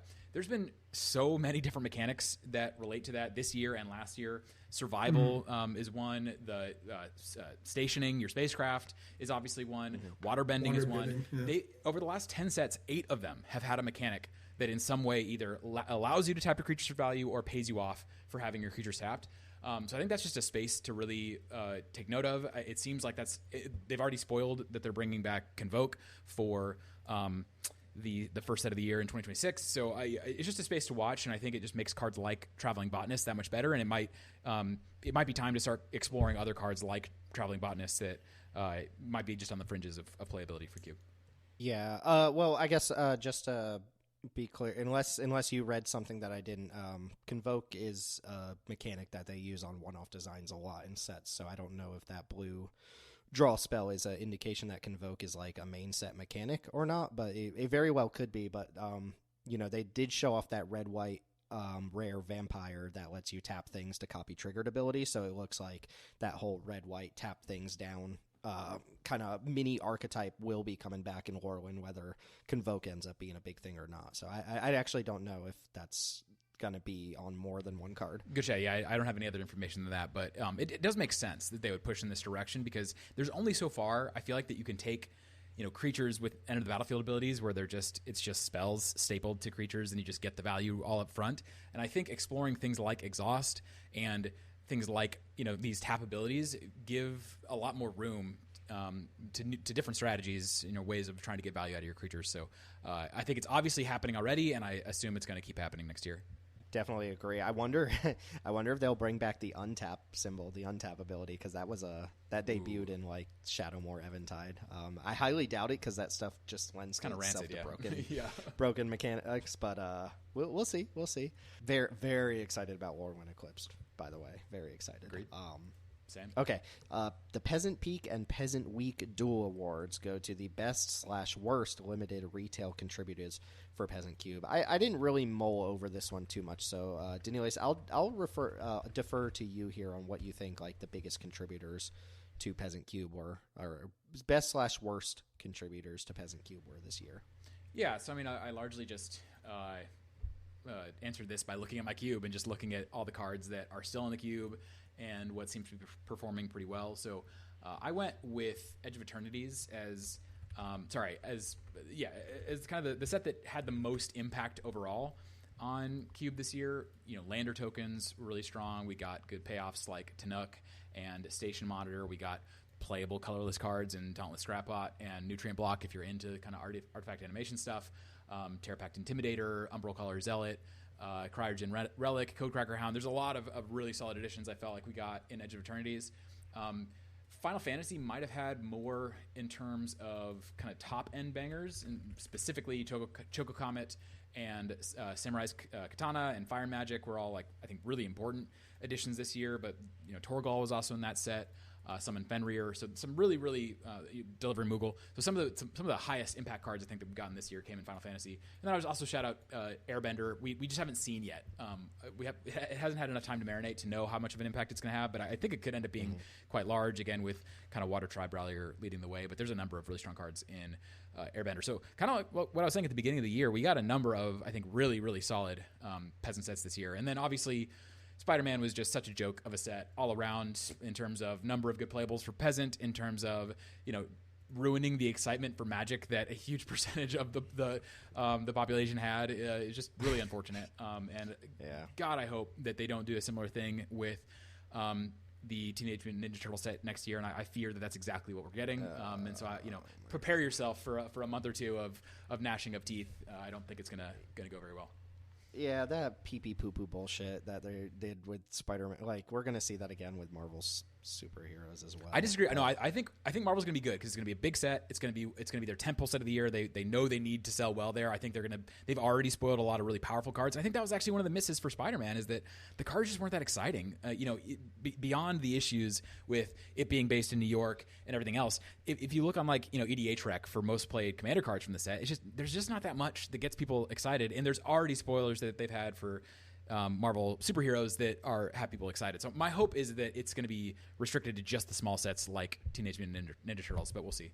I agree. I got an initial wave of excitement from that stuff that came out last week for superheroes, but don't you think it's specifically a Through the Omen Pass thing, I think cannot be successful no matter how good the set is.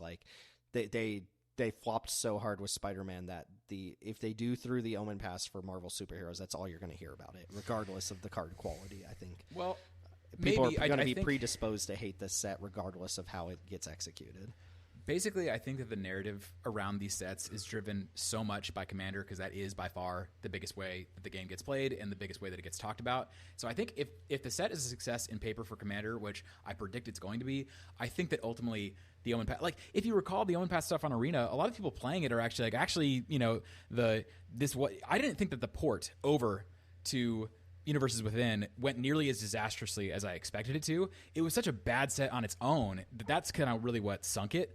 My hope is at least that the set is going to be so good enough. Marvel Superheroes is going to be good enough as a set that the Omen Pass part will be we'll be able to get over that. But the other issue is that we have two different small sets coming next year, because we have the additional 7th set. The speculation is at least at this point that 2 of those 7 sets will be small, and possibly in an attempt to never do it again. Who knows? But that's my biggest concern going into next year. Yeah, we have confirmation that TMNT is in fact a small set. So yeah. Mm-hmm. Okay, yeah, we can speculate more on that some other time to keep things moving here. But I'm cautiously optimistic, but we'll see. They also have not. made a confirmation that it'll be through the Omen Paths yet, even though I think they're just holding off on that confirmation. But okay, let's keep things going. We've got the Swan Song Award next, which goes to the best 1-mana blue instant that counters a non-creature spell and gives its controller a 2/2 flying bird token. Just kidding. The award is presented to a long-standing classic that we expect won't make it through 2025. So a card that is just barely holding on. I think for me, it's Colossal Sky Turtle, which I credit with a turn-in point for Simic. Like, Simic has never been like a super sexy deck or anything, but Colossal Sky Turtle was the first card I remember in R-Cube's history that made me want to draft Simic. And if I'm being realistic, it is just a very big clunker. It combines a lot of modality, like 3 different kind of like poor modality spells into one thing, but its flexibility and its lack of competition in Simic Gold cards, I think, lets it stick around. But I don't know. If they give us another big Simic creature with a buyout, I imagine it'll be pushed enough that it's going to take the place of Colossal Sky Turtle. So we'll see on that one. I do love the card. I still think it's decent without being super powerful. It can do loop stuff with you mentioned Lie in Wait and some other cards as well. So it does a lot of really cool things, but if I'm being realistic, I don't think it's going to last too much longer. You could even say that like we could be playing like Oblivious Bookworm over this card, and it would probably be a better use of the slot. It would get played more often. But I love this. I think you definitely should be playing Oblivious Bookworm. That card is nuts, but I do like the combo with Lie in Wait. To me, that will give it some more legs in 2026 because it's almost a deck again unto itself. So I don't necessarily mind that, but I agree. It's not a world beater for sure.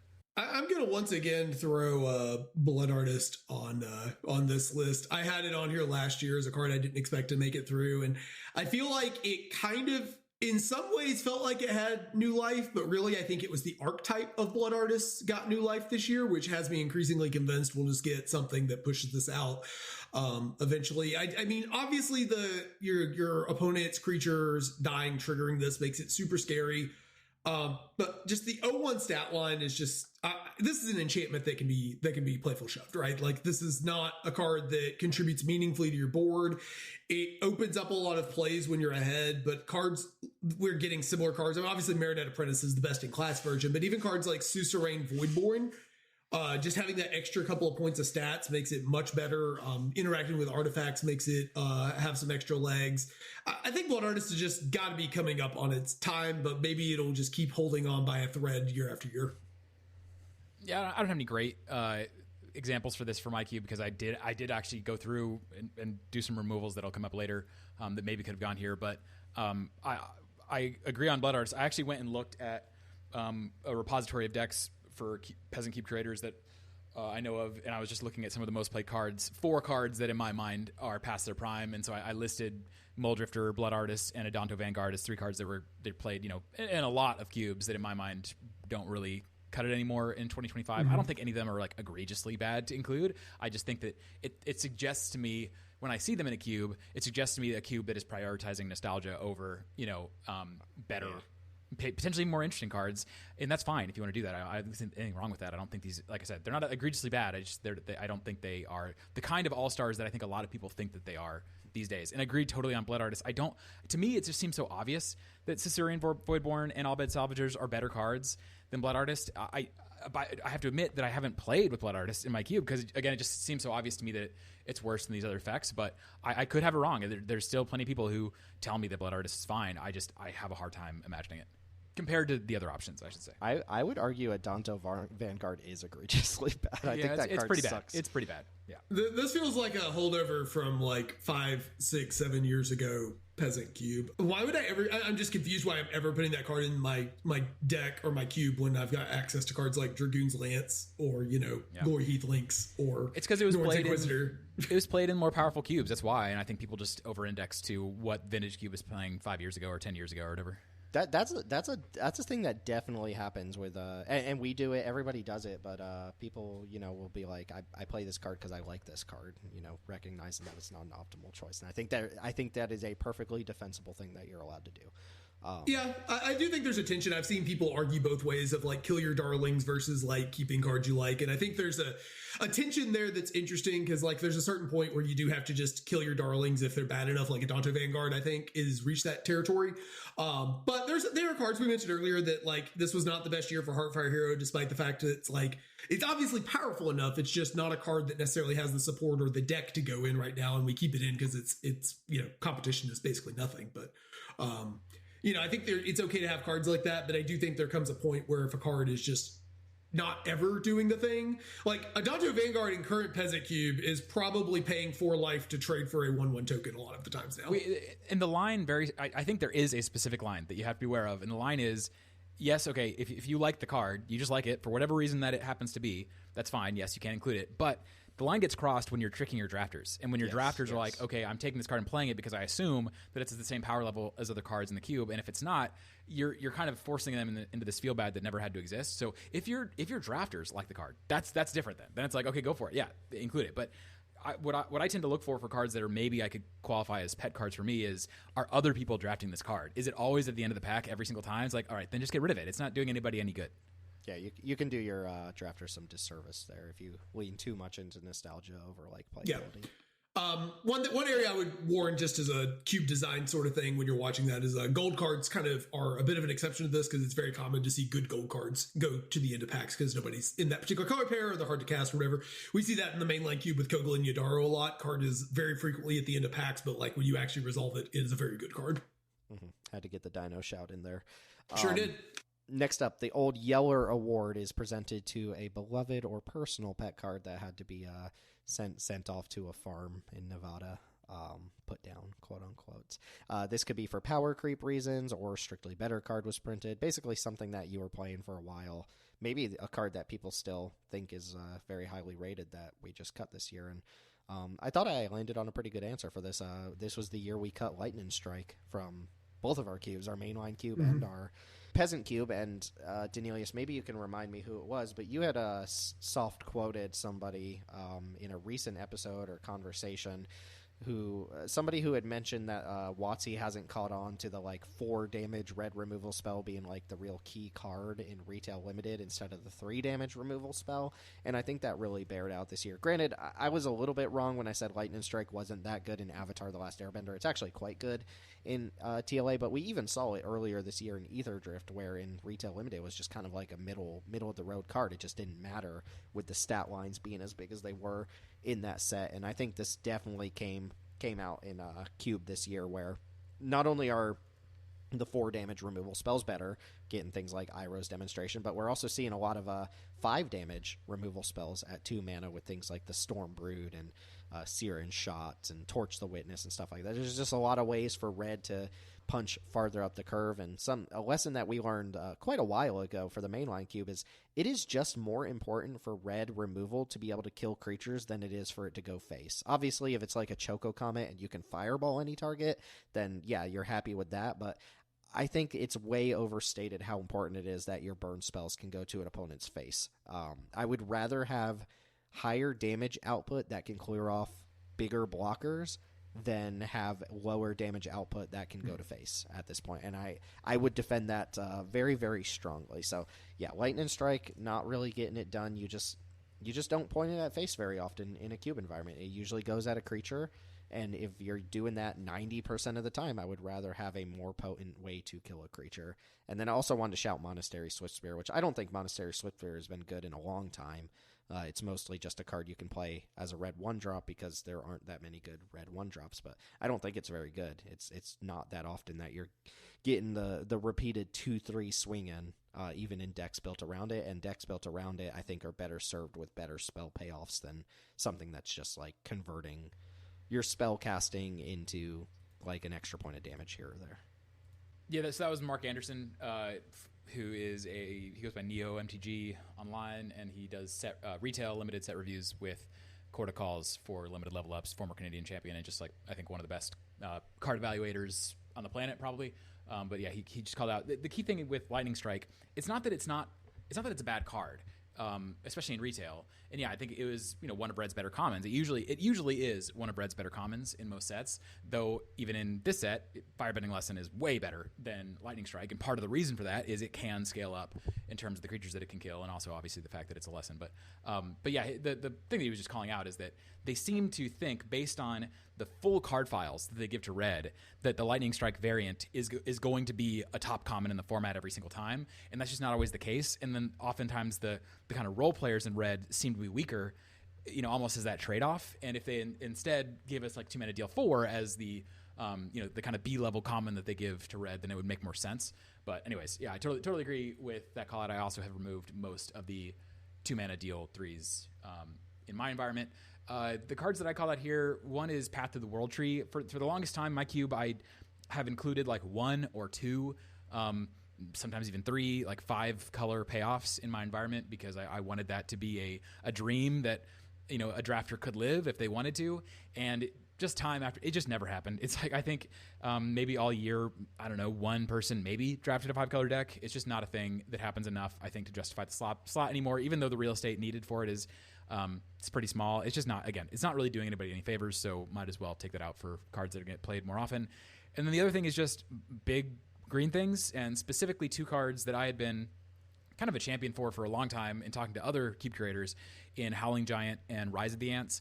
And the argument had been for me, it's like, yes, even though these are expensive green things that don't have a cheap buyout, they stabilize you well enough that they're still worth playing. And I've basically changed my opinion on that. I do think that cards like this end up tricking drafters, at least in my environment, enough to where they think that like ramping into a big dumb green thing is a good enough strategy to win. And it's just, I've just seen it punished too often now to keep these cards in my cube. I don't think that they're bad, and I think especially if your environment is not just slow in terms of when decks tend to win, but slow in terms of how the board gets developed, then I think that they still can be fine. But they are very weak to go wide flyers, for instance. They don't stabilize well at all against those sorts of aggro decks. So I think they're like D+ level cards now, basically, where you could play them, but they're no longer, to me, worth running. I only now basically am running things if they have a cheap buyout at those mana values. Yeah, it's funny because I've always considered myself a pretty big stand for Rise of the Ants, and I still like the card, but I did have a Gruul deck, and I think I said this on video. I can't remember if I put it in the video or not, but I basically said that I would have drafted and put Spider's Man in my deck because I needed it. I desperately needed another 2-drop, but I was not willing to put Rise of the Ants in my deck because I had too many expensive cards in my deck, and it was kind of like I just heard your voice in the back of my head, just talking about needing about the card ceiling not being the bad 6-drop version, not really mattering when you can just play this card out on turn 2 as a 2/3. So I did have that bit where like I think Rise of the Ants is still generally probably better, but the fact that you can play a card that is also a 2-mana 2/3 is like I didn't think it would matter, but I think it might actually matter. Yeah, agreed. And I'm trying, just to FYI, I am trying Glacier Godmop because I've seen it in your cube in the landfall space and it be impressive, and I'm going to give it a try just to see. It's like the only card now I have that is expensive and doesn't have a cheap buyout, but I am skeptical. I just think that with cards like the Wilds of Eldraine adventure creature that naturalizes and then is like the 6/7 that can't be blocked 6/7 creature. Stormkeld something. I'm awesome with Stormkeld Vanguard. Yeah. Thank you. Stormkeld Vanguard. That to me kind of just sets the bar so high for expensive creatures, because this is an expensive creature that is highly relevant in the developing terms of the game, and it's just so hard to justify, I think, cards that don't have that early game relevance now based on the options that we have. Yeah, so I wanted to go ahead and pour one out for Ridgescale Tuskers. I mean, we replaced it with a card that's easier to cast and can move into white for better go wide synergies. But the real card for me was Containment Construct, and this is in that category of cards that are kind of pet cards. We'd had it in the colorless section for a while, and we had always just sort of kept it there as like a little build around that maybe people would bite on, and no one ever did. And then we got the Aether Drift discard package, and we were like, okay, let's give it, surely now people will actually do this. And nobody bid on that. Nobody bid on the Containment Construct. And we finally just put that one out to pasture. And like, I really like the card, but it does. Yeah, the card is not pulling its weight. Yeah, I'm a little bit higher on that than you, but it is quite narrow. It is a very narrow card, and there's definitely plenty drafts that go by where nobody's really trying to build around discard, so I can see it. Okay, so yeah, some casualties of the year for sure. By the way, I don't know if you noticed it or not, but they made Rise of the Ants a lesson. There's a lesson. That's Rise of the Ants. Okay, next up, my favorite award of the year, the Chains of Mephistopheles award, goes to the most cubable card that also happens to be really confusing or unnecessarily wordy or just super inelegant in terms of the way it was templated. And I'm going to give this to a little bit of shout out to Daneelius here. I'm going to go ahead and reward this to Superior Foes of Spider-Man, or aka Restless Razorkin on Arena, as this is the 3-mana 3/3 trample that draws a card when you cast a card with mana value 4 or greater, but it has to go through the red impulse draw rigmarole and has to have this extra text about you can only cast it until you trigger the ability again. It's basically just a 3-mana 3/3 trample that draws a card when you cast a semi-expensive spell, but it's worded so egregiously to kind of fit into Red's space of the color pie instead of literally just cantrip. And it's as you mentioned, I believe it's a lot of text to just say draw a card. Yeah. Though it does play out really well. It's a card that you should be considering if you're not turned off by the Spider-Man / Through the Omen Paths kind of flavoring of it. Yeah, I think that's a good that definitely could be the actual winner of the year. One card or a type of card I didn't call out here is Omens. I actually was playing. I do a kind of a monthly commander game, sealed commander game with some friends, and we got to the portion of the year where Dragonstorm came out and people were putting all these Omen cards in their decks, and I wasn't paying attention when they were casting them. They were just treating them like adventures. They just assumed that they were adventures. And I was like, oh, you know that you have to be shuffling those back in. Like, oh, they're way worse. Like, yeah, way worse when you have to shuffle back in. That's true. So yeah, I think the Omen cards would be a good shout out. I put Teo Spirited Glider here. Calling it a cubable card is probably not really correct, but they printed Teo Spirited Glider with an ability that effectively says whenever you attack, if you're attacking with a flyer, then you connive, except for it has infinite more words for a slight different variation on what that ability is. And I don't really understand what they're thinking about when they make these choices.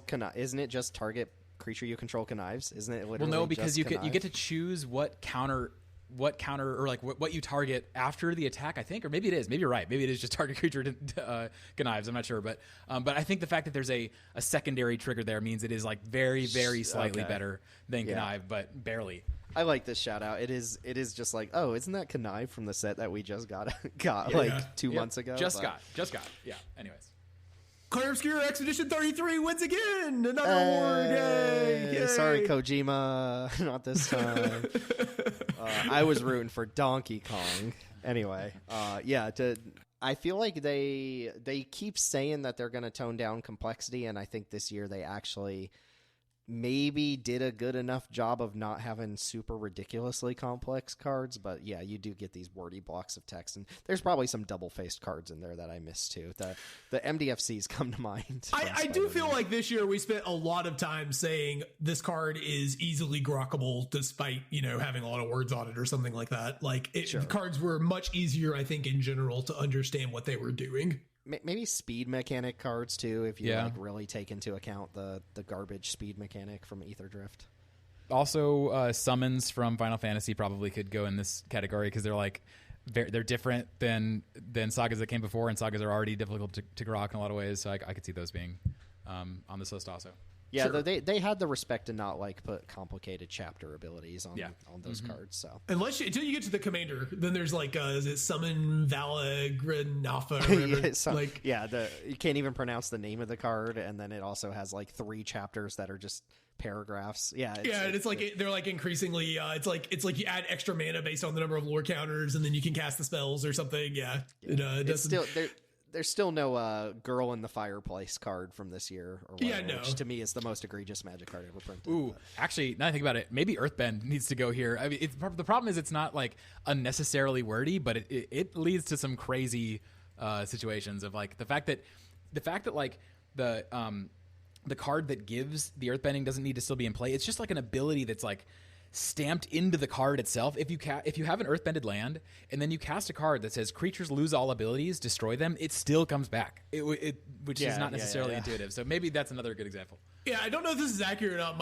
Does it if you Earthbend a creature by some of the ways you can do that, does it become a 0/0? Like, does the creature itself a 0/0 with those +1 counters permanently? Maybe it is Earthbending. It's not that it's wordy and confusing to actually like originally read, but when you start thinking about what it's doing, it's kind of like the Princess Yue thing. It's like with your clones. It's like, this card read pretty easy, but like now that we're talking about the things that it can do, it's like, okay, well, that's weird. Yeah. It's a good shout for sure. We do our FAQ articles on all the new mechanics for Draft Sim, and the Earthbending article by far gets way more traffic than the other bending mechanics, which makes perfect sense. All right, now for my favorite award of the year, the easy to understand, I don't need to read, the Adult Gold Dragon Award, which I'm sorry to you guys for whatever you wrote down, but I nailed this one with the easiest Adult Gold Dragon Award of all time, which is Sundial Dawn Tyrant. It's true. It's true. That card has no text on it at all. That is the winner in a landslide. As much as I joked about it, it is a totally playable card. That's the 2-mana 3/3 artifact creature. It's legendary, and that's the card. I want to give it to Forecast and Fortune Teller as just another stupid inspector that it's playable and it's actually somewhat decent. But if I'm going to go off the most easily understandable card, it has to be the one that has no rules text, right? Well, it has to also be a good cube card. So, I mean, I don't know, man. Look how clean this text box is. Well, Umbral Colors, are you pulling up a card image here? Yeah, look how clean this text box is on this alternate art. Why is it telling me that I can't show you. I know what you're talking about. The super I have that in clean, paper. It has no words on it. Yeah, this is so clean. No reminder text. Yeah, the Umbral Color Zealot, the what's it called? The promo Umbral Color Zealot has no reminder text, so it just says sacrifice another creature or artifacts or L1. That's it. It's very clean. Very clean. There, I posted it in there for the reviewer. I also like stock up for this example. I mean, it's not the shortest text box, but it's very simple what you're doing. Just look at the top 7 or 6, pick 2. So yeah. Yeah, this was actually a pretty good year for Adult Gold Dragons, but I'm gonna pat myself on the back with Sundial there. That's just like, it's got to be it. The vanillas, they gave us actual vanillas in the year 2025. Yeah, that was surprising, which we actually talked about the 4/1 at one point, not to really play, but more just in the context of the 4 Power Matters cards. By talked about it, it took a sentence of our time to talk that it existed. We were reminded. Two new awards here. This one's actually pretty big, and I imagine we'll be seeing a lot of it in future review episodes. But the Quina Q Gourmet Award goes to the best Q creature printed this year, which I thought we would have a unanimous pick here with Quina Q Gourmet as the best Q creature printed this year. But I think Daneelius managed to one-up me on this category, which seemed like it had such an obvious contender, but I think you nailed it. The correct choice is obviously side Quest Hunt the Mark / Eosmat Ultimate Mark, and it's not close. Side Q, and even better because it just turns into a creature. So yeah, the Quina Q Gourmet Award is going to go to Yazbat Ultimate Mark. Hold on. Side note: Side Quest Hunt the Mark is a dope card and also one that I missed on this year, I think.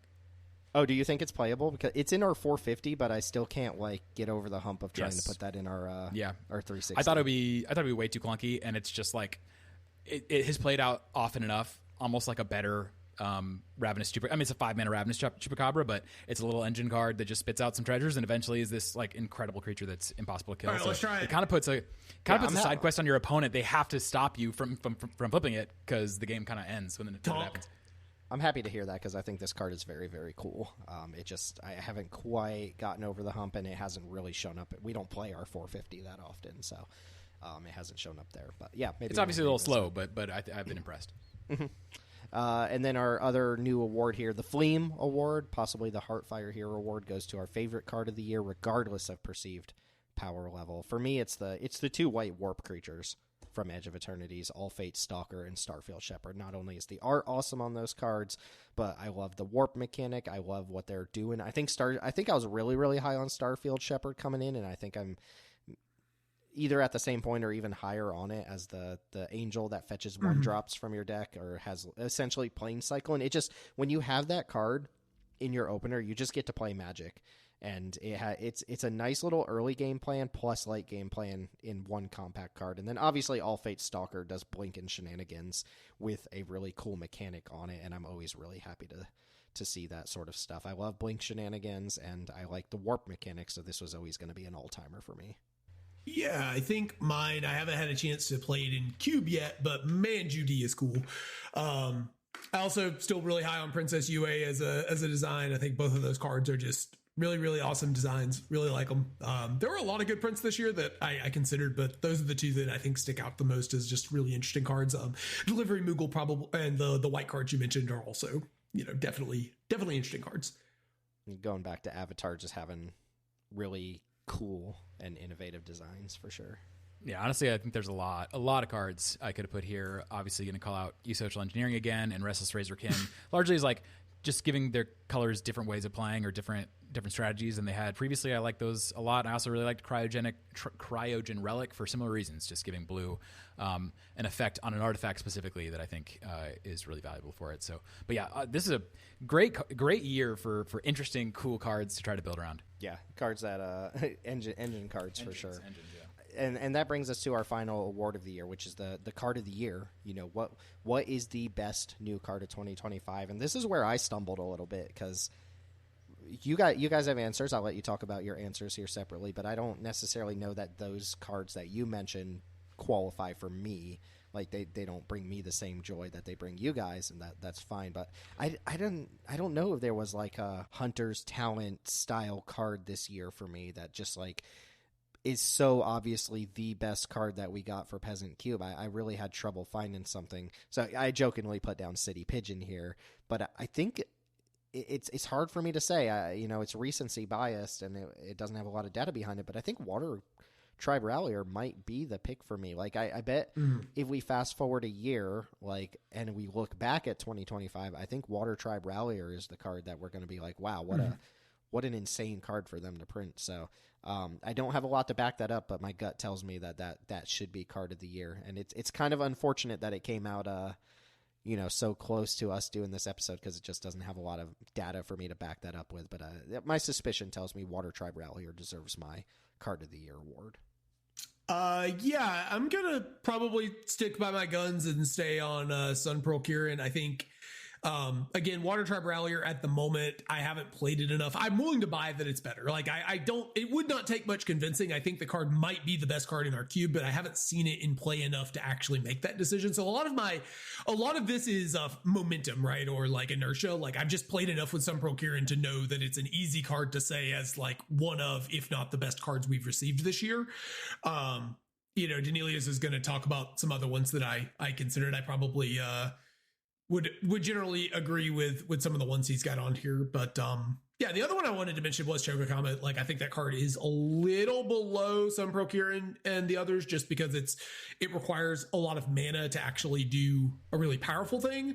But I also think it's a completely unreasonable card to print into Peasant. Like it's the kind of card that I just look at and it makes me want to roll my eyes. It's like it's the easiest I considered this like probably the only A-level card of like this is kind of broken of the year. Yeah, just when you're able to get into those attrition game stage, CubeCobra is just a very, very dumb card. Yeah, I posted the top ratings that I currently have in my cube for cards that were printed this year. But these ratings are largely vibes. Like they change all the time, and I could definitely see these changing. But I wanted to include this as kind of like my stamped at least December 2025, what I consider to be the best of the year. So I'd have like Sun Pearl Kieran, Samurai's Katana, Summon Fenrir, Haunt the Network is kind of like my B+ level cards. But Water Tribe Rallier, absolutely. Choco Comet, Iroh's Demonstration stock up, Use Social Engineering, and even I think Veteran Beast Rider gets up there as a really strong gold card, and then Twin Maw Stormbrood. These are all to me the best cards we've gotten this year, but picking one is really tough. If I had to pick one, I guess I'd go with Sun Pearl Kieran, but I could imagine any of these cards, honestly, at least in like 6 months, feeling like that was the obvious best card of the year. Yeah, and our RIP to black cards. No black card mentioned there. Yeah, that's what I say. There's no real standouts. Like Umbral Color Zelda is good, but I'm not really taking it at the same level as these other cards. Yeah, and it's like Judy seems like it has a really high ceiling. June's kind of in the same boat of being a really cool, innovative card, but I don't necessarily know. I don't have enough data to like be like, yeah, it isn't as obviously powerful as some of the other things. It's more like this is really cool and it's doing a thing that I want to be doing. Mm-hmm.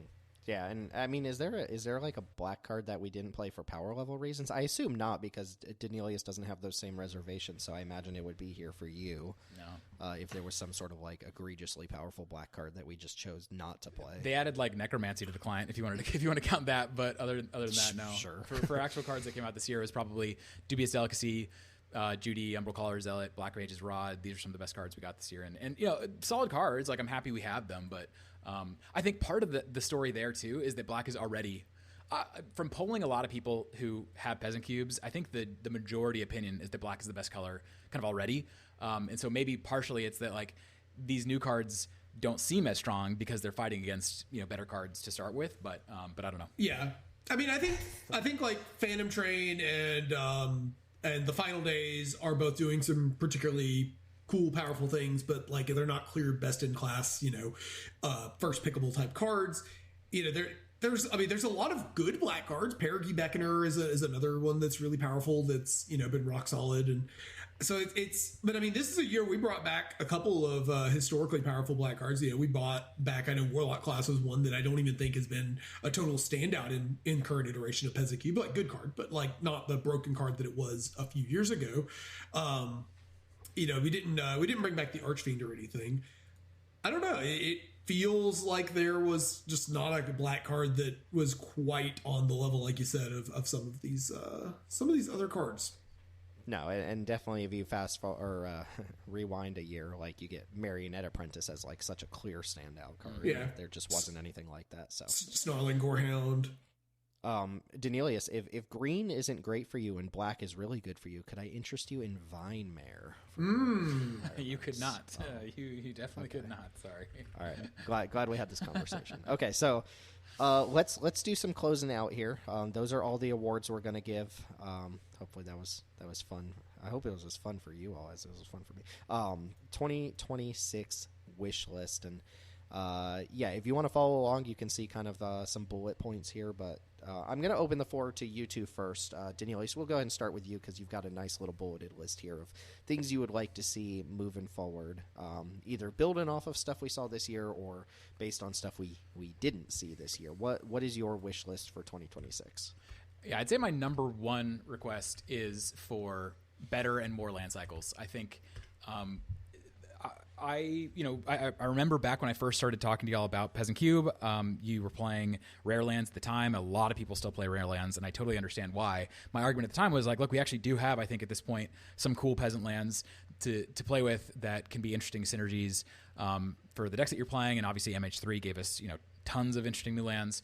And I think it matters. I do think it really matters that they continue to give us more interesting lands to play with, because if everything around the lands is getting better and better and better, and the lands are just not really keeping up with them, I think that leads to lands being lower and lower picks, which is, again, not something I necessarily want for my environment for other reasons. But it's also just fun. It's fun to take the cards that otherwise you wouldn't care that much about and have them be something that actually meaningfully interacts with the other cards in your deck. And we just don't really have enough of those cards right now. The bridges obviously count, but a lot of people don't like playing with the bridges for understandable reasons. The fetch lands count, and I think they're by far the best peasant lands we have. And then I've been playing with the Dominar United dual typed lands specifically to try to make the Lord of the Rings land cyclers that much better, because I do like those cards a lot, and I think they get way better when they have those lands to search for. But that's really it. There's a lot of other cards you could be playing with, the Duskmourn unlucky lands, the damage lands from OTJ. These are lands you could play, but generally speaking, they're not going to have that much synergy in most of your decks. So I just want more. I want more lands that give me the potential to do interesting things with in Cube.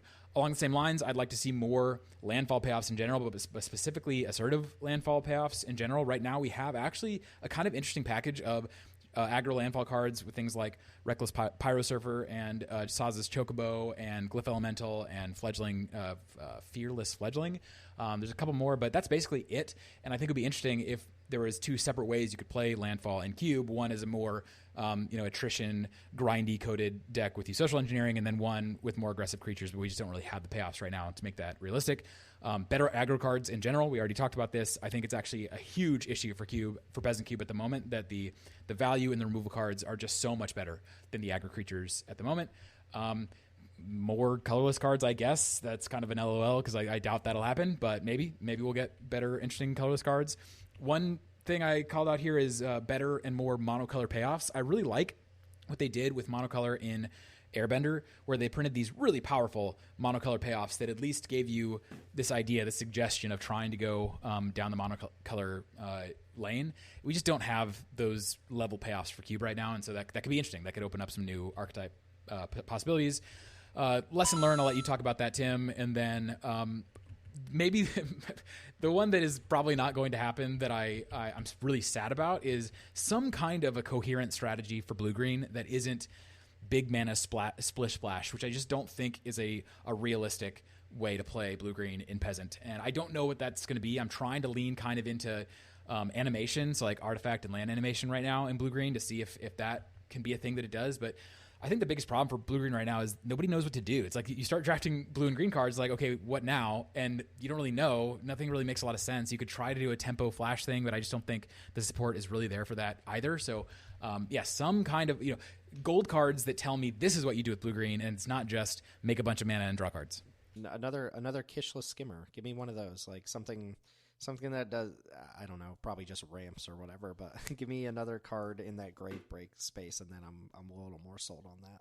Yeah, I would rather, I agree with the sentiment. I would rather see more in the vein of like, let's make repulsive mutation decks good. But that's just my, I'd rather just be attacking, but I don't think Simic is probably going to be doing that at Peasant. What's your wish list, Teld? Yeah, mine is a little shorter. I agree with a lot of what Daneelius has said, and I have a little bit of both sides of trying to play both sides. I would like them to make the more expensive cards gooder, as well as more cards at the lower end of the curve, the aggressive stuff, better. And I sort of feel like I echoed Daneelius when I say this was the year of mid-range cards, of like engines and efficient cards that are kind of playing both sides, but not like really committing to the bit, which I really love. I like playing mid-range decks, so I'm cool playing mid-range mirrors forever. But I know a lot of people would like to be able to do more of like the, heroic reinforcements attacking decks, or being able to spend 6 or 7 mana without feeling like they got. Cards like Glacier Godmaw are potential options there. We also saw like Mono Circuit Feeder and Autarch Mammoth, which I've already been told is washed. But yeah, just cards that are expensive have really been struggling lately if they aren't also stapled to like a 2-mana removal spell or something like that, having some sort of cheap buyout. So having more cards that are just big, dumb, expensive things actually be worth doing the big, dumb, expensive thing might be nice. And then, just getting more good aggressive cards. We a couple of years ago, we saw like Neighborhood Guardian, and we had cards like Glyph Elemental, which was ridiculous, get printed. Just good aggressive attacking creatures. So I like that. And then I also have a request to let whoever did the black cards in Avatar: The Last Airbender keep cooking. Like, obviously there's some concerns about the power level of the black cards in Avatar, but the designs on some of the cards like Judy and June were just extremely cool, and I would like to see more stuff in that like really interesting space. Yeah, Black was in a tough spot for that set given the context, but I think they did a good enough job on individual designs, limited format aside or whatever. Totally agree with a lot of that. Yeah, I guess just to go through some of mine, I don't want to harp on the land cycles too much since we've covered that quite a bit, but obviously I would like more Peasant land cycles. And if you're not going to give us like a new land cycle, I would love if we got the original Ravnica bounce lands as well, which are not land. They're lands I've dropped off on in Commander like by a lot these days, but I think for Peasant Cube they actually could fit a lot of different roles. They're slow. They're super slow. I'm talking about the like Dimir Aqueduct, Gruul Turf type lands that tap for 2 mana, but they come in tapped and require you to bounce a land back to your hand. I want to pick up a Stone Stomp. Yeah, you could pick up your MDFCs, you plays into landfall synergies, and just gives us something a little bit more interesting to do than a tap land or whatever. So I wouldn't mind picking those up. I would prioritize getting new land cycles that do something. Even, I think towns, even if towns had a legendary land cycle, legendary subtype on them, super type, whatever, I think those would have been more interesting. Or if you're not going to give us interesting designs, can we at least get another cycle of like typed lands that aren't just like the snow lands or something? So I don't know, to make fetching a little bit better with the land cyclers or whatever. And by the way, can we make land cyclers like actual good cards instead of really crappy limited filler cards? Because they keep revisiting this of the cycle of common land cyclers that tap 2 to discard them, and they're always just poor to weak to unplayable cards. They have been for like the last 3 or 4 times. And you could be like, oh, Giant Koi is actually a playable in Avatar, and it's like, yeah, it's a playable, but it's not good. Yeah, I think Malboro was pretty decent. Not a rock star or anything, but I think it's like a C- level card. What card? Malboro in the Final Fantasy set. Oh, Malboro. Yeah, but I get it's fine. I like the sentiment what they're doing, which is like, hey, we realize that expensive cards need to have cheap buyouts, and so they're kind of giving us this cycle of big dumb creature with land cycling on it every set now. But most of them still are bad, and none of them are close to peasant playable. I like going back to the land cycle argument. It's like maybe actually if they just gave us another cycle of Lord of the Rings 1 mana land cyclers, we wouldn't need a new land cycler, because now suddenly all the DMU double type lands are really interesting to play with. Like I could imagine. Yeah. I might be a little high on Marlboro because it won me a game of Commander yesterday, so maybe I'm not Marlboro in our Commander deck. I reanimated it and got my opponent's fog they kept recurring and got it out of their hand. It was great. Yeah, I guess on that front, I lost my train of thought. Hold on, let me see if I can pull it back out of the depths. I'm trying to rack with Marlboro and Commander right now. It's not working. Yeah, I don't think we'll ever see the 1 mana cyclers like we did with Lord of the Rings, but I do think there could be a nice compromise of doing 1 mana land cyclers that have a colored pip for their land cycling, which is obviously like worse, but does seem like more fair. They feel like they overshot it with the Lord of the Rings cards. So they just land overshoot cyclers it again. that calls like blue. or they could just do it again. Okay. Anyway, enough about land cycles. This is kind of a moot point, but I wanted to mention it here. Avatar: The Last Airbender and Final Fantasy made a lot of people Universes Beyond believers, but at the same time, you had Marvel's Spider-Man as like one of the most atrocious Magic sets ever released, and it just confirms to me that UB is actually a solid addition to Magic when you do it right. And next year has me very cautious that they're not going to do it right for most of it. So 4 UB sets next year. Hobbit will probably fit just well. Will be fine. Marvel Superheroes could be really good, even though the Omen Pass version of it will probably just get hated on regardless of how it's executed. But you cannot convince me TMNT and Star Trek are going to be good Magic sets that are fun to play or interesting to play. And I mean, they could be interesting to play, but they just do not fit.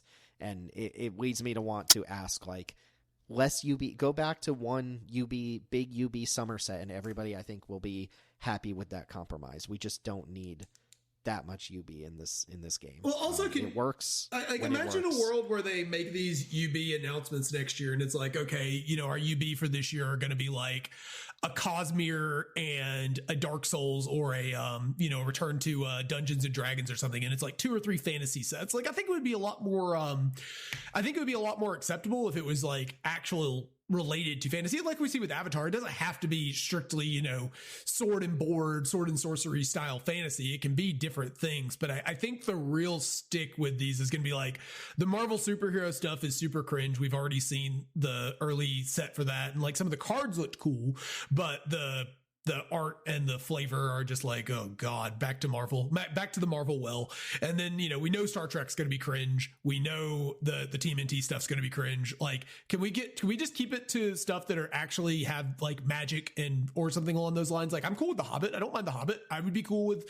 There's a number of IPs. There's so many fantasy or related IPs you could do that would be okay, that you could make work, and instead we're just going back to the Marvel well, and it's really annoying. I mean, we haven't had a big Universes Beyond discussion on here, and I'm not looking to have one exact for the end of year review. But the thing to me, so number one, we are locked in. We are going to be getting tons of Universes Beyond for the next 4 to 5 years. The finances are incredible. Yeah. It's unbelievable. And if anything, the ask will need to be don't do more, because that would be the direction they go based on the financials right now. Not saying that that's like, I'm not trying to say like good for them and they should do that. I'm just saying it's going to happen. And the only way that it doesn't happen is if they make sets that people respond to really negatively.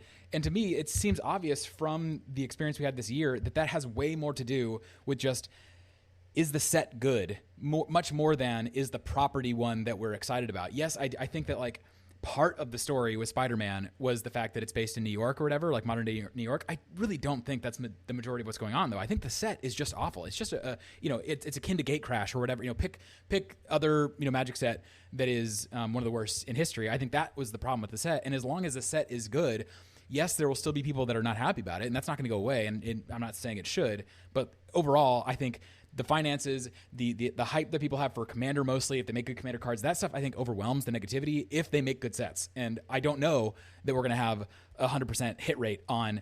I seriously doubt it, because like I said, I think Teenage Mutant Ninja Turtles is probably going to be a small set. It's probably not going to be loved.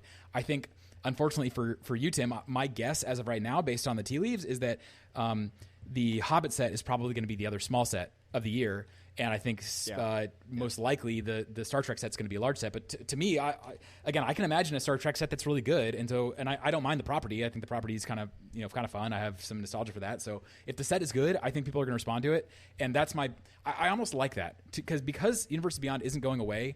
I don't want to be playing a game that everybody's negative about all the time, like 100% of the time.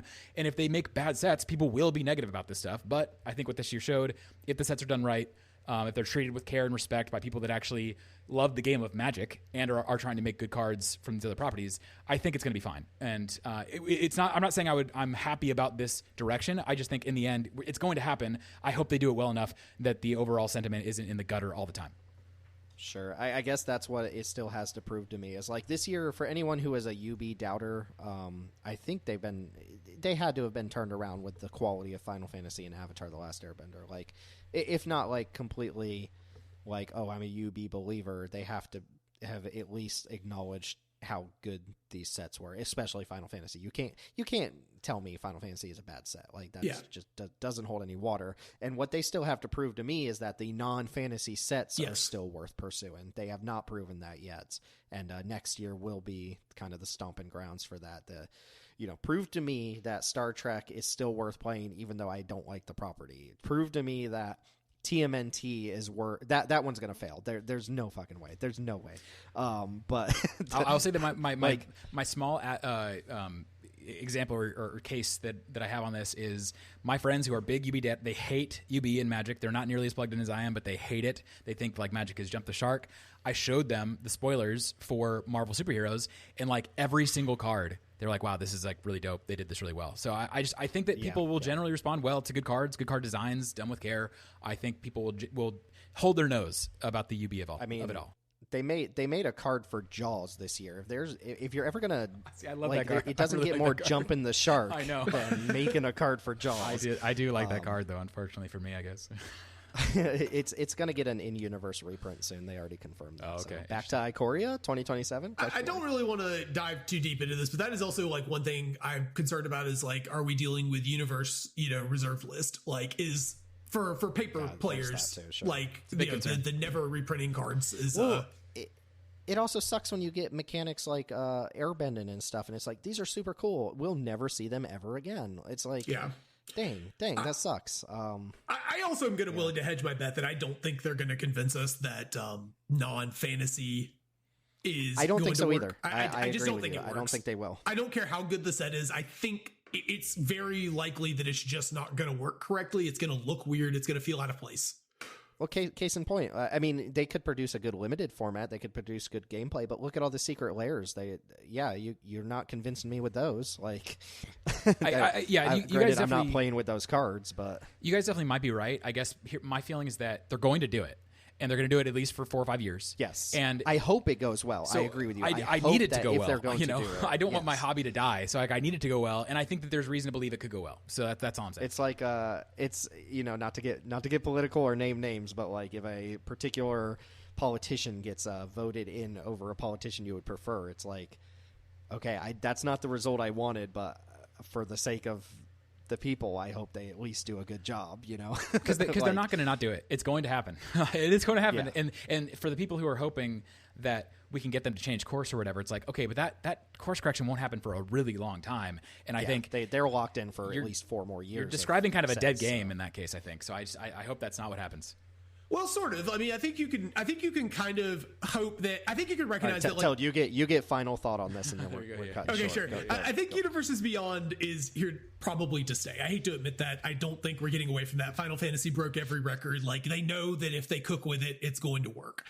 My thing about that is I do think that if Spider-Man fails, and then if Marvel Superheroes also is a bit of a flounder, or if, Star Trek is a bit of a flounder, if a lot of these sets that aren't fantasy are kind of flounder, but not enough to like, kill our game, but just enough to like maybe nudge them over the next couple of years to stick to things that work within the Magic universe. I think that would be probably from this position the biggest win, because you are right, like absolute worst case is it kills the game, or like every set is Universes Beyond or whatever. That would be really, really bad. So like I think you have to hope for like more of a nudging course correction rather than a full pivot, because we're not going back to pre-Universes Beyond anytime soon. I think we have to recognize that, unfortunately. No, and you got Chris Cox at the top, the CEO of Hasbro, saying, anyone who's willing to give us money will make a Magic proper. Like, not his exact words, but the context being, if you want to collaborate with us and you have money, we'll make Magic cards for you. And it's like, okay, well. Anyway, the inevitable UB rant aside, one final thing for my wish list, already alluded to. I'm skeptical at this point if I actually want them, but give me those learn cards in Secrets of Strixhaven, or at least if you're not going to give me learn because of the context of the set, like all grown up or whatever, give me a learn adjacent mechanic that still pulls lessons out of the sideboard, even if it's different somehow. Because man, I'm so enamored by the lesson learn package. I've always wanted to jam that into cubes I've made. I made a Roto specific cube once that had all the lesson and learn cards in it, just because I think it opens up so many interesting pack decisions. But I mean, as we discussed very briefly here, like they push these lessons so hard, and if they end up doing the same thing with learn cards in Strixhaven, like that could be overstepping for Cube to the point where it becomes the new story of Cube is like, did you get lesson learn cards? If not, like, what's your plan to beat your opponent's lesson learn package? There's so much flexibility. They did not pull punches on the lessons in this set to the point where, like, a card I wouldn't have mentioned on the Avatar pre-release or the Avatar review episode, like accumulate knowledge, right? The anticipate that becomes ancestral recall for if you have 3 lessons. I wouldn't have even considered that, but if they push learn just enough to the point where you're actually playing 8 to 9 lessons because of it, then suddenly stuff like that starts to become interesting, and then suddenly you have this huge package of lesson learn cards that probably isn't getting any more support until another like Strixhaven set comes around 10 years. So yeah, I'm weary of it, but I still want it. I just want to play with these cards. I think they're super cool and fun and powerful. So give it to me, Wizards. And Anticipate also gets a lot better when you tutor for it. I really hope when you don't have to put Anticipate in your deck. It's great. Almost even more than that. I'm still banking on us getting some sort of white or blue card that's like Drowning in Debt or something like that. I just want the meme. We got to get that in the Strixhaven College. Give us the blue tap enchantment is Drowning in Debt.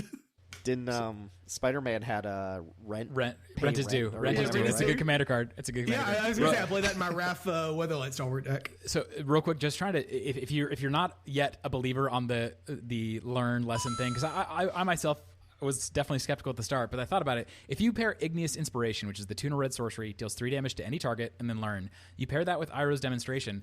That's just like more modal Fearfire foes. That is what you've created in that scenario. That's kind of scary to me. So I don't know. I think there's like, you got to be careful. I think if you're if you're doing this, No, we don't. The power level might be really high. I don't know. No, burn standard down. Let lessons break standard. That'd be really funny. It's just I want to keep using Professor of Symbiology as an example, but and this is going to sound like an egregious comparison, but I really don't think it is.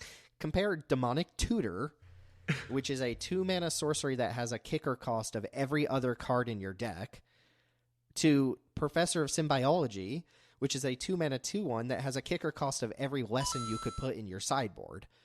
That comparison is a lot closer than it sounds to way me. better than kicker because you can break up the cost too. So I mean, yes, and in some cases, the body might even be better than the Demonic Tutor there. So I think it's just, and then you get into things like, oh, I'm going to Professor of Symbiology my Boomerang Basics, cast that, bounce my Professor of Symbiology back, and then replay it, get another lesson, and I have this Boomerang Basics sitting in my graveyard. And it's just like, and now I'm going to Kishla Trawler. I'm going to Kishla Trawlers, and I'm going to pick up my Boomerang Basics, and then I'm going to bounce my Kishla Trawlers, and it's going to be so sick. And the thing that kills it to me is they took traditionally good sideboard cards too and just made them like there's a -2/-2 sweeper infest effect as a lesson, and it's like it doesn't get played any at all now, but like what if every deck had access to that out of the sideboard when necessary? It's like, oh, okay, yeah, we're doing something pretty powerful here with the lesson learned stuff. But we'll see. That is the I believe the third set comes out in April next year. We'll have a good picture in about 3 months of whether Learn is going to return or not, and if it doesn't, I still think there's merit with a few of the Learn cards that already exist. But enough about lesson learned. Turns out the secrets were illegible. We did not learn anything. Nope. The secrets of Strixhaven were just the cafeteria menu. It's Chick-fil-A sandwiches and pizza today. Anyway, that was my bad attempt at trying to make school-related humor. I couldn't come up with anything better off the top of my head. Okay, any closing thoughts on 2025? We already gave our gut check at the beginning. We talked about a ton of cards here. We got our wish list under our belts. Anything you guys want to say to wrap up the year? I just say play more Peasant Cube. You know, one thing that we haven't really talked that much about is that I feel like towards the second half of the year, participation in Peasant Cubes kind of across the board has been down, and I think there's a lot of reasons for that. One is Powered Cube going to Arena. Another is Spider-Man. I think just really killed the enthusiasm for Magic that a lot of people had. So, you know, I'd say if you're interested in Peasant Cubing, it's not that difficult to get into it on Arena. If you don't have an Arena collection already, play some limited set, play, you know, a couple drafts every time a set comes out, and you'll have a lot of cards already, most of them, and you'll have probably some wild cards to get the rest. So you can play Arena. You can go to, you know, head to the Jank Divers or Discord, and you can play with them. You can come to the Limited Level Ups Discord and play with me, and we're, you know, trying to fire all the time. So join us. Yeah, I posed the question of doing a cross server like team draft, like JDG versus that could be fun. Daneelius' Peasant Cube, whatever the environment would be. But yeah, come play Peasant Cube, and it's always fun when we do fire it. But we have that's why we're floundering a lot on some of these Avatar cards today. It's like we've only seen them in 2 drafts since Avatar came out 4 weeks ago, so. That's not like a pity plea. Please come play Peasant Cube, but you're missing out for sure if you aren't playing Peasant Cube. It's a lot of fun. We should do an episode at some point. The merits of Peasant Cube. Like why should you care about Peasant Cube if you don't already? Teld, any closing thoughts here? No, I mean it was a pretty good year for Peasant Cube. I think I didn't generally enjoy a lot of these retail sets, but Final Fantasy was really good and Avatar was pretty solid from what I played. But you know, outside of that, we got a lot of cool cube designs, and yeah, overall decent year. Also quite happy with how things went this year. But yeah, that seems like a good place to close off for the year, and we'll be back in 2026 pretty early. I think Lorwyn Eclipse comes out mid-January, so and I am way more excited about that than anything else coming out later that year. Maybe Reality Fracture will win me over depending on what happens with it. So we're back in the review booth like next week then. Well, let's get through some holidays and some Christmas and New Year's first, but then yeah, we'll be jumping back in. That's going to go ahead and do it, though. Remember, to the listener, you can find Jank Diver Gaming on Twitter, unfortunately. You can also find us, more importantly, on YouTube at youtube.com/JankDiverGaming. You can find Teld streaming or post into his own personal YouTube channel, which are both called Teld Talks, and you can find Daneelius's Peasant All-Star Cube, which is linked in the description below, or you can go talk to Daneelius digitally in the limited level up server or at the Jank Diver Gaming server. So come hang out, come play some Peasant Cube, come talk about your favorites of the year, and we will see everybody bright and early in 2026. Happy holidays, folks. See you. See you. All right. I'll keep this quick. I didn't want to do this on the air. I didn't want to hurt any feelings, but I have one more secret award I want to give out this year, and that is the best Jank Diver Gaming co-host award. So just wait, did we hold on? Did we have Flutter on it all this year? Because he would win it, right? We didn't. I tried to get him on to talk about the Arena Powered Cube because he's way more knowledgeable about that, but unfortunately he was busy the weekend we would have done that. But so just to go down the line real quick, we have Teld. Obviously, Teld adds a lot of strong contender, a lot of dissenting, a very strong contender for sure as one of the OG co-hosts here. A lot of dissenting opinion, but often gives really good justifications for the stuff that he likes versus doesn't like, and always leads to a lot of good back and forth. Also responsible for me turning down the volume on a lot of the editing that I have to do, but no big deal there. No big deal. Daneelius, you're here as well. You're in contention. You've basically been upgraded to like full co-host status. I stopped making these peasant reviews bonus episodes, and they're just now mainline episodes, and we'll be doing more peasant content in the future. Again, the listener cannot hear that, so I don't. It's just gonna be me stopping talking to laugh at whatever you just did. But Daneelius is responsible also for giving us a big boost on a lot of cards from new sets. There are definitely things we would have missed or wouldn't be playing if Daneelius had not talked them up. Daneelius also is sometimes I like to share a card in our little group chat, and Daneelius will basically call me stupid for suggesting that the card only when it's really appropriate. Like okay, only when it's appropriate. How I know I've gotten pretty good about like being able to recognize when Daneelius is going to hype up a card. It's when I look at it and it's a 2-drop that's really good with like aggressive stats, and I'm just like, oh, this doesn't excite me. Daneelius is going to love this. Yep, pretty much. Yeah. I shared the blue Convoke card from Glory the other day, and I believe Daneelius' exact words are, "What are you, stupid?" And I was like, you should feel bad for this take. Yeah, the card that I always think of with Daneelius is the 2/2 flyer that we played for a while that has the anthem effect for 2. The Dawning Marshal. Yeah, it's like this card. I would just never look at it, and Daneelius is like, this card looks awesome. I mean, he was right. It was a good card. Well, I mean, a good example being like Avatar: The Last Airbender, which I still don't agree it's an A+ level card or anything, but it is a card that we would not have shouted out, the two of us, that Daneelius shouted out, and actually a card that I'm now reconsidering. Having airbent exactly once before, I would now immediately put it in A tier. Man, that mechanic rules. A tier for sure. We got to shout out Chris. Chris isn't here for the peasant episodes. We lost a lot of Chris footage in the latter half of this year, unfortunately. I think that we recorded 2 episodes with Chris that had audio issues where we lost him. But Chris is still here, still kicking. Does not actually play as much Magic these days, isn't as involved, but still has a footprint on the main Jank Diver Gaming Cube, and that's a darling to him. So he'll still be around. We'll still be making content for sure. But all of that said, I think I am ready to award the best Jank Diver Gaming co-host to Larry. It's going to go to Larry this year. Larry picks up the best Jank Diver Gaming co-host. You guys don't hear from Larry basically ever, but he just does so much for this community and so much for this podcast, and he's silent protagonist here. He's not going to be able to respond, but I do want to shout out Larry specifically. Thanks Big so year much for Larry. So he's not the origin of the Letdown Larry Award, right? No, which is part of the reason I wanted to change it to the Womp Womp Award, because I didn't want Larry, if you're listening, I didn't want you to feel bad about that. Well, he's going to have to listen because he edits the podcast, so yeah.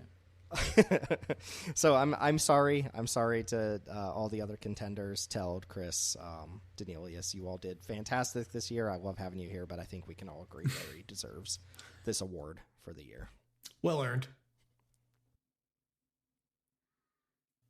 Hey, folks, just a quick sign-off here from Timothy with Jank Diver Gaming. I just wanted to leave everybody off this year by saying, Merry Christmas to those who celebrate, Happy Holidays to those who don't. I hope everybody has a fantastic new year where we're really looking to dive into a lot of the stuff happening in MTG and Cube next year. big conscious effort to try and get the team out to CubeCon next year, if at all possible. So I'd love to hear from people who have CubeCon experience as well. And yeah, just mostly wanted to say thank you. We've got a few plans this coming up year, 2026, to try and not necessarily revamp the podcast, but try and add to the quality. Hopefully at some point I'll get the the kind of quiet audio issues figured out, which I hear you all. I hear everybody that the audio ends up being really low and I'm not having a great time fixing it. But we're going to try to do some things in this coming up year, maybe not right away, but at some point to improve the quality of this podcast, put a little bit more effort into it. And I hope everybody will keep listening, keep supporting Jank Diver Gaming, and yeah, come join that Discord. This isn't meant to be a Discord plug, but I do love hearing from the community. If you're one of our regular YouTube commenters, keep commenting. I really appreciate the feedback. I might not be able to respond to every single comment that comes through, but I really love hearing from the people who listen to this podcast.